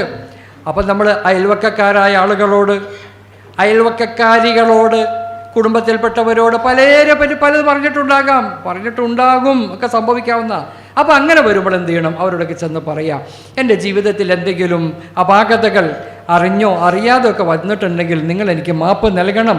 ഞാൻ വിശുദ്ധമായ ഹറമിലേക്ക് ഹജ്ജിന് വേണ്ടി പോകാണ്, എനിക്ക് നിങ്ങൾ മാപ്പ് നൽകണം എന്ന്. അതാ ഞാൻ പറഞ്ഞത്, അടിമകളുമായി ജനങ്ങളുമായുള്ള ഇടപാടുകളിൽ തീർക്കേണ്ട ഹക്കിടപാടുകളൊക്കെ അവർ തീർക്കുക. അതൊരു പക്ഷേ അവൻ്റെ വായു കൊണ്ട് പറഞ്ഞതാകാം, അല്ലെങ്കിൽ സാമ്പത്തികമായ ഇടപാടുകളാകാം. അതിൽ നിന്നെല്ലാം പരിഹാരം കാണുക എന്നതും അത്യന്താപേക്ഷിതമാണ്. സത്യത്തിൽ ഈ ചില സഹോദരിമാർ ഹജ്ജിന് വേണ്ടി പോകുമ്പോൾ അയൽവക്കത്തുള്ള സഹോദരിമാർ വല്ലാതെ സന്തോഷിക്കും, അയൽവക്കത്തുള്ളവർ വല്ലാതെ സന്തോഷിക്കും. അപ്പോൾ എന്താണ് സന്തോഷം എന്ന് പറഞ്ഞു കഴിഞ്ഞാൽ മറ്റൊന്നുമല്ല, സുബ്ഹാനല്ലാഹ്, 2 മാസം ഈ മുസീബത്തോടുന്ന് പോയി കിട്ടിയത് സമാധാനമായി. അത്ര എന്താണ് സമാധാനമായിട്ട് ഞങ്ങൾക്ക് ഇവിടെ ജീവിക്കാമല്ലോ എന്ന് വിചാരിച്ചിട്ട് തിരിച്ചു വരുമ്പോൾ കരയുകയും ചെയ്തേ വന്ന് അങ്ങനത്തെ ഒരവസ്ഥ ഉണ്ടാകരുത്. നിങ്ങൾ പോകുന്ന സമയത്ത് കരയുന്നവരായി മാറുക. അയൽവക്കവും കുടുംബക്കാരും കരയുന്നവരായി മാറണം. എന്നെ സഹായിച്ചിരുന്നതാണ്. ഞാൻ പട്ടിണി കിടക്കുമ്പോൾ, എൻ്റെ മക്കൾ പട്ടിണി കിടക്കുമ്പോൾ ഒരു നേരത്തെ ഭക്ഷണം കൊണ്ടുവന്ന്, ഒരു നേരം ഞങ്ങൾക്ക് ഫ്രൂട്ട്സ് കൊണ്ടുവന്ന് അവരുടെ വീടുകളിൽ കഴിച്ച ഭക്ഷണത്തിൻ്റെ ബാക്കി ഭാഗം എൻ്റെ മക്കൾക്ക് വിഹിതം ചെയ്തിരുന്ന ഒരു സഹോദരിയാണ്. അവർ 2 മാസം ഇവിടെ ഇല്ലാതിരിക്കുക എന്നത് എന്നെ സംബന്ധിച്ചിടത്തോളം, എൻ്റെ കുടുംബത്തെ സംബന്ധിച്ചിടത്തോളം സങ്കടകരമാണ്. അള്ളാഹുവേ, നീ അവർക്ക് പ്രതിഫലം കൊടുക്കണേ എന്ന് പറഞ്ഞ് കരയുന്ന അയൽവക്കക്കാരാക്കി മാറ്റാൻ എൻ്റെ പ്രിയപ്പെട്ട സഹോദരിമാരെ നാം ഓരോരുത്തരും സന്നദ്ധരാവുക. അങ്ങനെ മറ്റുള്ളവരെ സംബന്ധിച്ചുകൊണ്ട് എന്തെങ്കിലും അനാവശ്യമായി പറഞ്ഞിട്ടുണ്ടെങ്കിൽ അവരോട് ചെന്ന് മാപ്പ് പറയുകയും പൊരുത്തം ചോദിക്കുകയും അവരുമായി ദുആ കൊണ്ട് വസിയത്ത് ചെയ്യുകയും ചെയ്യുക. ഇതൊന്നിനും പറ്റിയില്ല എന്നിരിക്കട്ടെ എങ്കിൽ അവൻ ചെയ്യേണ്ടത് ഇസ്തഗ്ഫറല്ലാഹ ലിനഫ്സിഹി, അവർക്ക് വേണ്ടി റബ്ബേ ഇന്ന ആൾക്ക് നീ മഗ്ഫിറത്ത് കൊടുക്കണേ അല്ലാ, ഇന്ന ആൾക്ക് നീ മഗ്ഫിറത്ത് കൊടുക്കണേ അല്ലാ, ഞാൻ അവരെ പറ്റി പലതും പറഞ്ഞു പോയി, പല വീഴ്ചകളും എൻ്റെ ഭാഗത്ത് നിന്ന് സംഭവിച്ചു പോയി, നീ മാപ്പ് നൽകണേ അല്ലാ എന്ന് പറഞ്ഞുകൊണ്ട് അവർക്ക് വേണ്ടി നാം ഇസ്തിഗ്ഫാർ ചോദിക്കണം. ഇതാണ് തൗബയുടെ ഒരു ചുരുങ്ങിയ ഒരു രീതി. ചുരുങ്ങിയ നിലയിൽ സാമ്പത്തികമായും മാനസികമായും വാക്കുപരമായും മറ്റേ ഹക്കിടപാടുകളുമായി ഏതെല്ലാം നിലയിലുണ്ടോ അവകളിൽ നിന്നെല്ലാം പരമാവധി നാം എന്ത് ചെയ്യണം? മോചനം നേടുക എന്നത് ഹജ്ജിൻ്റെ അമലുകളിലുള്ള മുന്നൊരുക്കങ്ങളിൽ കാതലായ ഭാഗമായി നാം ഓരോരുത്തരും ഉൾക്കൊള്ളുകയും മനസ്സിലാക്കുകയും ചെയ്യുക. അള്ളാഹു തൗഫീഖ് നൽകുമാറാകട്ടെ. അതോടൊപ്പം മറ്റൊരു കാര്യം, നമ്മുടെ കുടുംബാദികളായ ആളുകളുമായി വഴക്കിലും വക്കാണത്തിലുമാണ് എങ്കിൽ അവരുമായി പൊരുത്തപ്പെടിപ്പിക്കുകയും, മറ്റു പറഞ്ഞ സാമ്പത്തിക ഇടപാടുകളെ പറ്റിയാണ്, ഇനി അവരുമായി പൊരുത്തപ്പെടിപ്പിക്കുകയും എന്തെങ്കിലും പ്രശ്നങ്ങളുണ്ട് എങ്കിൽ അതെല്ലാം നാം പരിഹരിക്കുകയും ചെയ്യണം. മഹാനായ സയ്യിദുനാ റസൂലുള്ളാഹി സല്ലല്ലാഹു അലൈഹി വസല്ലം പറഞ്ഞു, സിൽമൻ ഖതഅക വഅഫു അമ്മൻ ളലമക വഅഹ്സിൻ ലിമൻ അസാഅ ഇലൈക്. നിന്നോട് കുടുംബബന്ധം മുറിച്ചവരോട് നീ അങ്ങോട്ട് ചെന്ന് ചേർക്കുക. വഅഫു അമ്മൻ ളലമക, നിന്നോട് അക്രമം ചെയ്തവരോട് നീ മാപ്പ് ചെയ്തു കൊടുക്കുക. വഅഹ്സിൻ ലിമൻ അസാഅ ഇലൈക, നിന്നോട് മോശമായി പെരുമാറിയവരോട് നീ നല്ല നിലയിൽ അങ്ങോട്ട് സമീപിക്കുക. ഇതാകണം നിന്റെ മനസ്സ് എന്ന് മഹാനായ സയ്യിദുനാ റസൂലുള്ളാഹി സല്ലല്ലാഹു അലൈഹി വസല്ലം, ആ മഹാനായ അബൂ ഹുറൈറ റളിയല്ലാഹു തആല അൻഹുവിൽ നിന്ന് റിപ്പോർട്ട് ചെയ്ത ഒരു ഹദീസിൽ നമുക്ക് കാണാം. ഒരു മനുഷ്യൻ വന്നുകൊണ്ട് പറയുന്നു, യാ റസൂലല്ലാഹ്, അല്ലാഹുവിൻ്റെ ഹബീബായ റസൂലേ, ഇന്നലി ഖറാബത്തൻ, എനിക്ക് ചില കുടുംബക്കാരുണ്ട് നബിയെ, അസിലുഹും, ഞാൻ അവരോട് കുടുംബ ബന്ധം ചേർക്കും, പക്ഷേ വയഖ്തഊനി, അവരെന്നോട് മുറിച്ചുകൊണ്ടേയിരിക്കും. ഞാൻ ചെന്ന് സലാം പറയും, ഞാൻ അവർക്ക് സഹായിക്കും, ഇതൊന്നും അവർ ഉൾക്കൊള്ളുകയില്ല. എന്നെ അടിച്ചിറക്കുന്ന നിലയിൽ അകത്തിക്കളയുന്ന ഒരു സമീപനമാണ് അവരെന്നോട് കാണിക്കുന്നത്. വഉഹ്സിനു ഇലൈഹിം വയുസീഊന ഇലയ്യ, ഞാൻ അവർക്ക് നല്ല നല്ല കാര്യങ്ങൾ അങ്ങോട്ട് ചെയ്തു കൊടുക്കും, പക്ഷെ അവർ മോശമായിട്ടാണ് എന്നോട് പെരുമാറുന്നത്. ഞാൻ അവർക്ക് സഹിഷ്ണുതയോടുകൂടെ പെരുമാറും, പക്ഷെ അവർ വളരെ മോശമായിട്ടാണ് എന്നോട് ഇങ്ങോട്ട് കാണിക്കുന്നത്. ഇങ്ങനെ പറഞ്ഞപ്പോൾ നബി തങ്ങൾ സല്ലല്ലാഹു അലൈഹി വസല്ലം പറഞ്ഞു, നീ പറഞ്ഞത് സത്യമാണ് എങ്കിൽ ഫകഅന്നമാ തസിഫുഹുമുൽ മല്ല വലാ യസാലു മഅക മിനല്ലാഹി ലഹീറുൻ അലൈഹിം മാ ദുംത അലാ ദാലിക, നീ നന്മ തന്നെ അങ്ങോട്ട് ചെയ്തുകൊണ്ടിരിക്കുക. അവർ തിരിച്ച് നിന്നോട് പ്രതികരിക്കുന്നത് മോശമായിട്ടാണ് എങ്കിൽ അവർ ചൂടൻ ചാരം തിന്നുന്നത് പോലെയായിരിക്കും. അവർ ചൂടൻ ചാരം തിന്നുള്ള അവസ്ഥ നമുക്കറിയാമല്ലോ. അപ്പോൾ അതുപോലെയാണ് അവർ പ്രതികരിക്കുന്ന ഓരോ സംസാരങ്ങളും ഓരോ പ്രവർത്തനങ്ങളും. അവർ സ്വന്തമായി ശക്തമായ ചൂടുള്ള ചാരം വായിലിട്ട് തിന്നുന്നത് പോലെയാണ്. അതവർ ചെയ്തോട്ടെ, നിന്റെ റബ്ബ് സഹായിക്കും, നിന്റെ റബ്ബ് നിന്നെ സഹായിക്കും. വലാ യസാലു മഅക മിനല്ലാഹി ലഹീറുൻ അലൈഹിം, അള്ളാഹിൻ്റെ സഹായം നിനക്കുണ്ടാവുക തന്നെ ചെയ്യും എന്ന് മഹാനായ സയ്യിദുനാ റസൂലുള്ളാഹി സല്ലല്ലാഹു അലൈഹി വസല്ലം നമ്മോട് പറയുന്നു. അപ്പം ഈ കാര്യവും ശ്രദ്ധിക്കുക. ഏത് കാര്യം? തൗബയോടൊപ്പം തന്നെ നമ്മളുമായി ഭാര്യയുമായുള്ള വഴക്കുള്ളവർ, ഭർത്താവുമായി വഴക്കുള്ളവർ, അതുപോലെ വാപ്പയുമായി, ഉമ്മയുമായി, ആങ്ങളമാരുമായി, പെങ്ങന്മാരുമായി, ഇങ്ങനെയൊക്കെ വഴക്കുള്ള ആരെങ്കിലും തമ്മിൽ വഴക്കുണ്ടെങ്കിൽ ആ വഴക്കുകളെല്ലാം പരിഹരിച്ചുകൊണ്ടാകട്ടെ നിങ്ങളുടെ ഈ പുണ്യഭൂമിയായ മക്കയിലേക്കുള്ള യാത്ര എന്ന് മാത്രം ഞാൻ നിങ്ങളെ സൂചിപ്പിക്കുകയാണ്. അതോടൊപ്പം ഇനിയൊന്ന് വിശദീകരിക്കേണ്ട കാര്യമില്ല, അതൊക്കെ നിങ്ങൾക്ക് മനസ്സിലായിട്ടുണ്ട്. അതോടൊപ്പം തന്നെ ശ്രദ്ധിക്കേണ്ട മറ്റൊരു കാര്യം, അന്തക്കൂന നഫഖത്തുഹു ഹലാല, അവൻ ചെലവഴിക്കുന്ന സമ്പത്ത് നല്ല സമ്പത്താവുക ഹജ്ജിന് വേണ്ടിയിട്ട്. ആരെങ്കിലൊക്കെ പറ്റിച്ചു വാങ്ങിച്ചതും മറ്റേതെങ്കിലും നിലയിൽ അനധികൃതമായി പിടിച്ചെടുത്ത സമ്പത്തോ അല്ലെങ്കിൽ ഹറാമായതിലൂടെ സമ്പാദിച്ച മുതലോ ആണെങ്കിൽ ആ മുതൽ ഈ കാര്യത്തിന് വേണ്ടി പ്രത്യേകം, മറ്റുള്ളതിന് പാടില്ല, അതോടൊപ്പം പ്രത്യേകിച്ച് ഈ കാര്യത്തിനു വേണ്ടി ഉപയോഗിക്കാൻ പാടില്ല. ഇദാ ഖറജ ബിൻ നഫഖത്തിൽ ഹബീസ, മോശമായ സമ്പത്ത് കൊണ്ടാണ് നീ ആ പുണ്യഭൂമിയിലേക്ക്, വിശുദ്ധമായ ഹറമിലേക്ക് പോകാൻ വേണ്ടി പോകുന്നതെങ്കിൽ ഫനാദാ, നബി തങ്ങൾ പറയുന്നു, ഫനാദാ, അതാ ഒരു വിളിയാളം കേൾക്കാം, ലബ്ബൈക ലബ്ബൈക് ലബ്ബൈക ലബ്ബൈക്. അവൻ എന്ത് ചെയ്യുന്നു? ലബ്ബൈകേ, എവിടെയാണവൻ? നാദാഹു മുനാദിൻ ബിസ്സമാ, അവൻ പറയും ലബ്ബൈക്ക് അല്ലാഹുമ്മ ലബ്ബൈക്ക് പറഞ്ഞാൽ പോണേ, ചെലവഴിച്ച സംഖ്യ മുഴുവൻ ഹറാം. അങ്ങനത്തെ ആ മനുഷ്യൻ ലബ്ബൈക്ക് അല്ലാഹുമ്മ ലബ്ബൈക്ക് പറഞ്ഞുകൊണ്ട് പോകുമ്പോൾ നാദാഹു മുനാദിൻ മിനസ് സമാഇ, ആകാശത്തിൽ നിന്നും മലക്കുകളുടെ വിളിയാളം കേൾക്കുന്നു, ലാ ലബ്ബൈക വലാ സഅദൈക്, ലാ ലബ്ബൈക വലാ സഅദൈക, നിന്റെ ലബ്ബൈക ഇവിടെ ആവശ്യമില്ല, നിന്റെ സഅദൈക ഇവിടെ ആവശ്യമില്ല. നീ തിരിച്ചു പോവുക, നിന്നെ ഇവിടെ സ്വീകരിക്കുകയില്ല. കാരണം സാദുക ഹറാം, നിന്റെ സമ്പത്ത് മുഴുവനും ഹറാമാണ്. വനഫഖതുക ഹറാം, നീ ചെലവഴിച്ചത് മുഴുവനും ഹറാമാണ്. വഹജ്ജുക മഅ്സൂറുൻ ഗൈറു മബ്റൂർ, നിന്റെ പാപകരമായ നിലയിലുള്ള ഹജ്ജാണ് നിന്റെ, സ്വീകരിക്കപ്പെടാത്ത ഹജ്ജാണ് നിന്റെ, പാപരഹിതമായ ഹജ്ജല്ല നിന്റെ. ആയതുകൊണ്ട് നിന്റെ ലബ്ബൈക്ക ഇവിടെ വേണ്ട, നിന്റെ സഅദൈക്ക ഇവിടെ വേണ്ട, നിന്റെ ഹജ്ജും വേണ്ട, നീ തിരിച്ചു പോവുക എന്ന് പറയപ്പെടുന്ന ഒരു ദുരവസ്ഥ വരുമെന്ന് മഹാനായ സയ്യിദുനാ റസൂലുള്ളാഹി സ്വല്ലല്ലാഹു അല്ലാഹു തആല നമ്മെ കാത്തുരക്ഷിക്കുമാറാകട്ടെ. ആയതുകൊണ്ട് എൻ്റെ പ്രിയപ്പെട്ട മുഅ്മിനീങ്ങളെ, എൻ്റെ പ്രിയപ്പെട്ട സുഹൃത്തുക്കളെ, നാം ചെലവഴിക്കുന്ന സമ്പത്തും ഈ കാര്യത്തിൽ പ്രത്യേകം ഹലാലായ സമ്പത്ത് കൊണ്ടായിരിക്കണം അവൻ്റെ യാത്ര എന്നതും പ്രത്യേകിച്ച് ഞാൻ നിങ്ങളെ ഉണർത്തുകയാണ്. അതോടൊപ്പം മറ്റൊരു കാര്യം, ഈ മഹത്തായ അമലിന് വേണ്ടി പോകുന്ന നാം ചെയ്യേണ്ടത്, അറിയേണ്ടത്, മനസ്സിലാക്കേണ്ടത് അയ്യതഅല്ലമ കൈഫിയത്തൽ ഹജ്ജ് വൽ ഉംറ, ഹജ്ജ് എങ്ങനെ ചെയ്യണം, ഉംറ എങ്ങനെ ചെയ്യണം എന്ന അതിൻ്റെ നിയമം പഠിക്കൽ നിർബന്ധമാണ്. അതിനുവേണ്ടിയല്ലേ ഉസ്താദെ ഇപ്പം ഞങ്ങൾ വന്നേക്കണത്? അതെ, നിങ്ങൾ അതിനുവേണ്ടിയാണ് വന്നേക്കണത്, അത് പഠിപ്പിക്കുകയാണ്. മുമ്പ് ഇന്നലെയിൽ നാം പറഞ്ഞത് ഹജ്ജിൻ്റെ ശ്രേഷ്ഠതയും അനുബന്ധമായ കാര്യം. ഇന്ന് പറഞ്ഞത് പോകുന്നതിന് മുമ്പുള്ള മുന്നൊരുക്കങ്ങൾ. അവകളിൽപ്പെട്ട ഒന്നാണ് പഠിക്കുക എന്നത്. ഹജ്ജിൻ്റെ അമല് പഠിച്ചിട്ടേ പോകാവൂ, ഹജ്ജിൻ്റെ അമല് പഠിച്ചിട്ടേ പോകാവൂ, ഇല്ലെങ്കിൽ പോകണ്ടെന്നർത്ഥം. അവിടെ പോയി തെക്കും പടുക്കും അറിയാൻ പാടില്ലാതെ എത്ര മനുഷ്യന്മാരെ കിടന്ന് കറങ്ങണമെന്നറിയാമോ? അനുഭവങ്ങൾ 100 പറയാനുണ്ട്.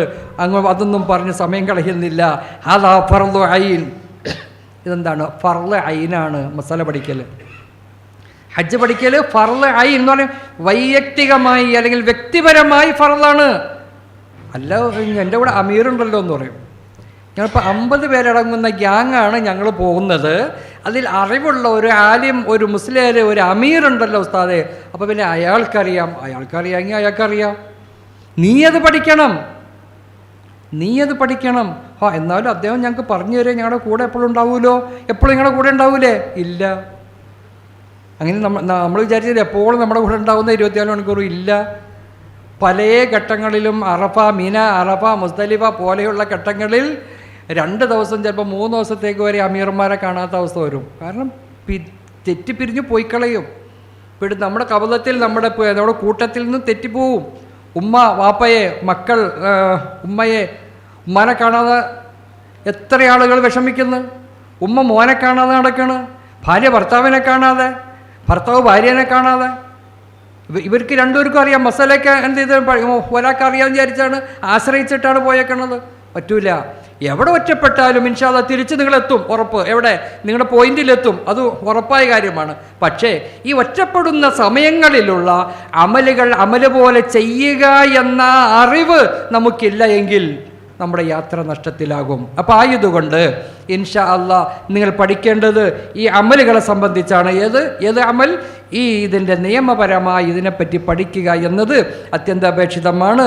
ബിലാ ഇഖ്ലാലി ശുറൂത്തിൻ വ ഫുറൂദിൻ, ഷർത്തുകൾ എന്താണതിൻ്റെ ഫർളുകൾ, എന്താണതിൻ്റെ മര്യാദകൾ, എന്താണതിൻ്റെ സുന്നത്തുകൾ, ഇവകളെല്ലാം വേർതിരിച്ച് നമുക്ക് പഠിക്കാം.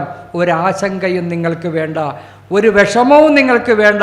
വളരെ ഭംഗിയായി ഇൻഷാ അല്ലാഹ് ഈ നിശ്ചിത ദിവസങ്ങളിൽ നിങ്ങളിവിടെ പങ്കെടുക്കുന്നുവെങ്കിൽ, ഞാൻ ഇന്നലെ പറഞ്ഞതുപോലെ LKG UKGയിൽ പഠിക്കുന്ന വിദ്യാർത്ഥികളോട് ഒരു അധ്യാപകൻ പഠിപ്പിച്ച് തരുന്നത് പോലെ നിങ്ങൾ ഓരോ മസാലകളും ഓരോന്നും ലളിതമായ ഭാഷയിൽ നിങ്ങൾക്ക് പറഞ്ഞ് വ്യക്തമാക്കുന്നതാണ്. ഇൻഷാ അല്ലാഹ് നിങ്ങൾ എല്ലാ ദിവസവും വരണം എന്ന ഒരൊറ്റ നിബന്ധന മാത്രമേ ഉള്ളൂ. അള്ളാഹു അനുഗ്രഹിക്കുമാറാകട്ടെ. അതോടൊപ്പം മസാലകൾ പഠിക്കുക, നിയമം പഠിക്കുക, അതിനാണ് വന്നത്. ഇൻഷാ അല്ലാഹ് നമുക്കത് കൈകാര്യം ചെയ്യാം. അല്ലാഹ് നമുക്ക് തൗഫീഖ് നൽകട്ടെ. അതോടൊപ്പം മറ്റൊന്ന്, അനുഭവങ്ങളുടെ വെളിച്ചത്തിലായി പറയുന്നത്. പലരും പറയും, ചില സഹോദരിമാർ പറയും, അവിടെ എൻ്റെ ആങ്ങള ജിദ്ദയിലുണ്ട്, ഹജ്ജിന് വരാമെന്ന് പറഞ്ഞിട്ടുണ്ട്, അപ്പോൾ എൻ്റെ കൂടെ ഉണ്ടാകും, ഇല്ല ഇയാളുണ്ടാവും.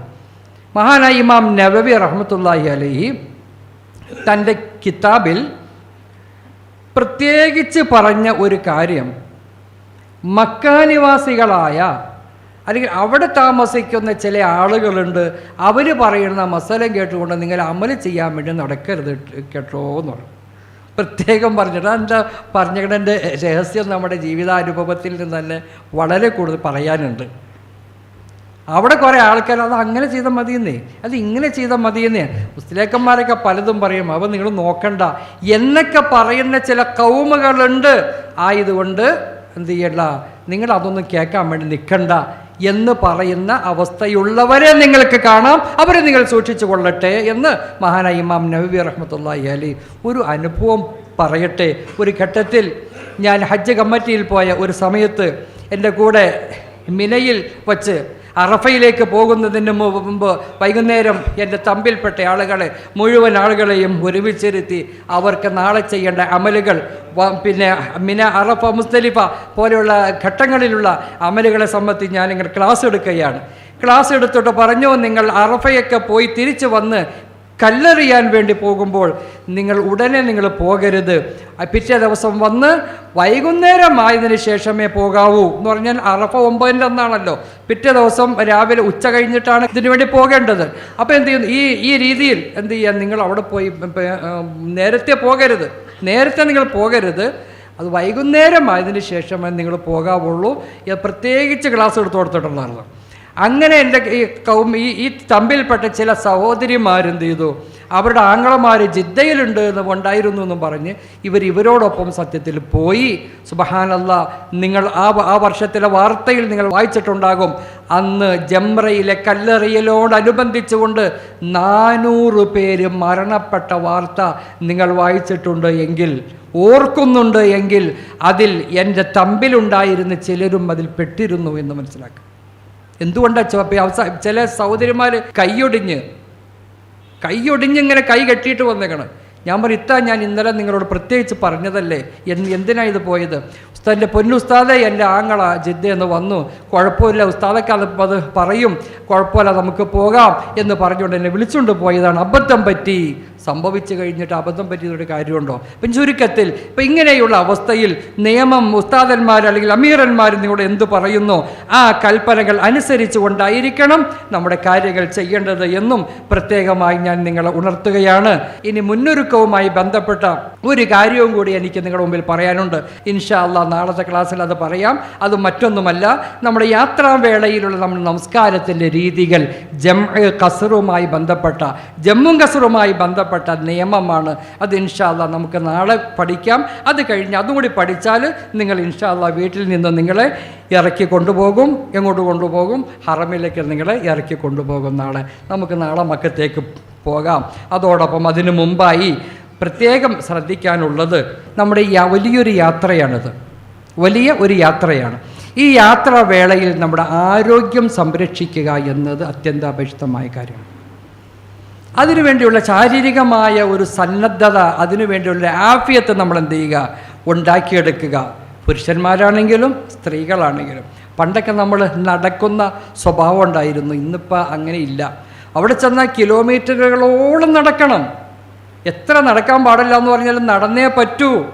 10, 15, 20 കിലോമീറ്ററൊക്കെ ചിലപ്പോൾ നടക്കേണ്ടി വരും. അല്ല സ്ഥലങ്ങൾ പൈസ കൊടുത്ത് വണ്ടിക്ക് ബുക്ക് ചെയ്തിട്ടുണ്ടല്ലോ, വണ്ടി ഒരറ്റത്തുണ്ടാവും, നടക്കൽ നിങ്ങളുണ്ടാവും. നമ്മുടെ എൻ്റെ കൂടെ ഒരു വർഷം ഹജ്ജിനുണ്ടായ തങ്ങളോട് ചോദിച്ചറിയാം ഞങ്ങൾ അനുഭവിച്ചൊരു യാതന. സുബ്ഹാനല്ലാഹ്, ഇന്നും ഒരു 100 ഹജ്ജ് ചെയ്തതിൻ്റെ പ്രതിഫലം എനിക്ക് ആ ഒറ്റ ദിവസം കൊണ്ട് കിട്ടുമെന്ന് ഞാൻ ഉറപ്പിച്ച് മനസ്സിലാക്കിയിട്ടുണ്ട്.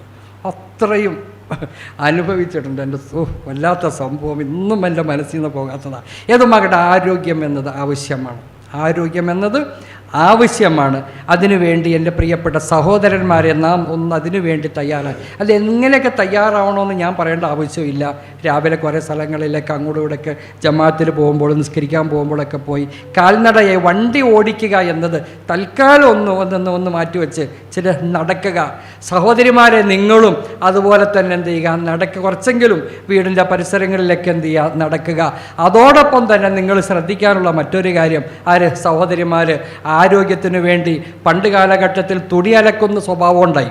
അപ്പോൾ ഈ അലക്കുന്നതോടുകൂടി അവളുടെ ശരീരത്തിൽ നല്ല ഒരു ആരോഗ്യം അതിലൂടെ കിട്ടും. ഇന്ന് തുണി അലക്കണ സ്വഭാവമൊന്നുമില്ല.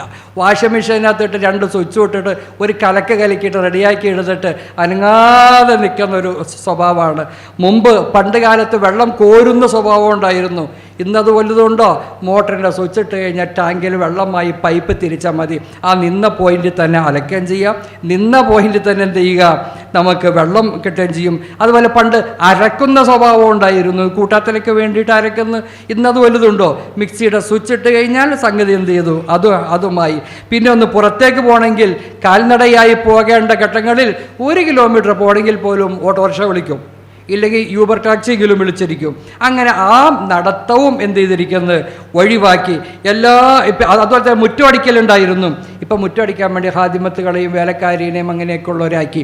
ഇങ്ങനെയുള്ള നിലയിൽ ഒരു പണിയും ചെയ്യാതെ വീടിൻ്റെ ഉള്ളിലിരുന്ന് മരുമക്കൾ വല്ലവരും വന്ന് കിട്ടിയിട്ടുണ്ടെങ്കിൽ അവരുടെ മുമ്പിൽ കണ്ണുരുട്ടി കാണിച്ച് എടി നീ അത് ചെയ്യടില്ല മറ്റേ ശരിയാക്കും എന്ന മാതിരിയൊക്കെ എന്ത് പറഞ്ഞവരെ ഭീഷണിപ്പെടുത്തി പേടിപ്പിച്ച് അമ്മായിമാർ കളിക്കണ ചില ഉമ്മമാരും അങ്ങനെയുള്ളവരൊക്കെ ഉണ്ടെങ്കിൽ ഇനി അതൊക്കെ അമ്മയും മരുമക്കളോട് പറയുക, മക്കളെ നിങ്ങൾ മാറിയിരുന്നോ, ഇനി ഞാനൊന്ന് ജോലി ചെയ്യട്ടെ, എനിക്കൊന്ന് ഹജ്ജിന് പോകണം, എനിക്കൊന്ന് ആരോഗ്യം വേണം എന്നെന്തെങ്കിലും ഒരു തീരുമാനമെടുത്താൽ നിങ്ങളുടെ മരുമക്കൾക്ക് എന്ത് സ്നേഹമായിരിക്കുമെന്ന് അറിയാമോ? നിങ്ങളോട് ഭയങ്കര സ്നേഹമായിരിക്കും. അതോടൊപ്പം ഒരു ജോലിയും ചെയ്യാതെ ഇങ്ങനെ ഇരുന്ന് ഇറച്ചിക്കോഴിയുടെ കോലത്തിലായി നമ്മുടെ പെണ്ണുങ്ങൾ അല്ലേ. ഇറച്ചിക്കോഴി എന്തിനുള്ള തിന്നാൻ മാത്രമേ കൊള്ളാവുള്ള, ഒന്നിനും ആ സാധനത്തിനോട് കൊള്ളില്ല എന്നതുപോലെ ആ നിലയിലുള്ള അവസ്ഥയിലേക്ക് നമ്മൾ സ്ത്രീകൾ മാറി. ഈ പുണ്യ ഹറമിലേക്ക് പോകുമ്പോൾ കുറേ കഠിനാധ്വാനമുണ്ട്, കുറേ കഷ്ടപ്പാടുകളുണ്ട്. അതെല്ലാം നിങ്ങൾ മനസ്സിലാക്കിക്കൊണ്ട് ആരോഗ്യ സംരക്ഷണത്തിന് ആവശ്യമായ കാര്യങ്ങൾ നിങ്ങൾ ചെയ്യണമെന്നും കൂടി പ്രത്യേകമായി ഞാൻ നിങ്ങളെ ഓർമ്മിപ്പിച്ചുകൊണ്ട് ഇൻഷാ അല്ലാഹ് ബാക്കി ഭാഗം നാളെ ജംഉ ഖസറും യാത്രാവേളയിൽ അത്യന്താപേക്ഷിതമായി നിർബന്ധമായി മനസ്സിലാക്കിയിരിക്കേണ്ട ജംഉ ഖസറിനെ പറ്റിയും ലളിതമായ ഭാഷയിൽ പറയുന്നതിന് ശേഷം ഇൻഷാ അല്ലാഹ് നിങ്ങളെ വിശുദ്ധ ഹറമിലേക്ക് പോകുന്നതിനുള്ള അവസരം ഒരുക്കി നിങ്ങളെ ഞാൻ ഇവിടുന്ന് കൂട്ടിക്കൊണ്ടു പോകും. അള്ളാഹു തൗഫീക്ക് നൽകുമാറാകട്ടെ.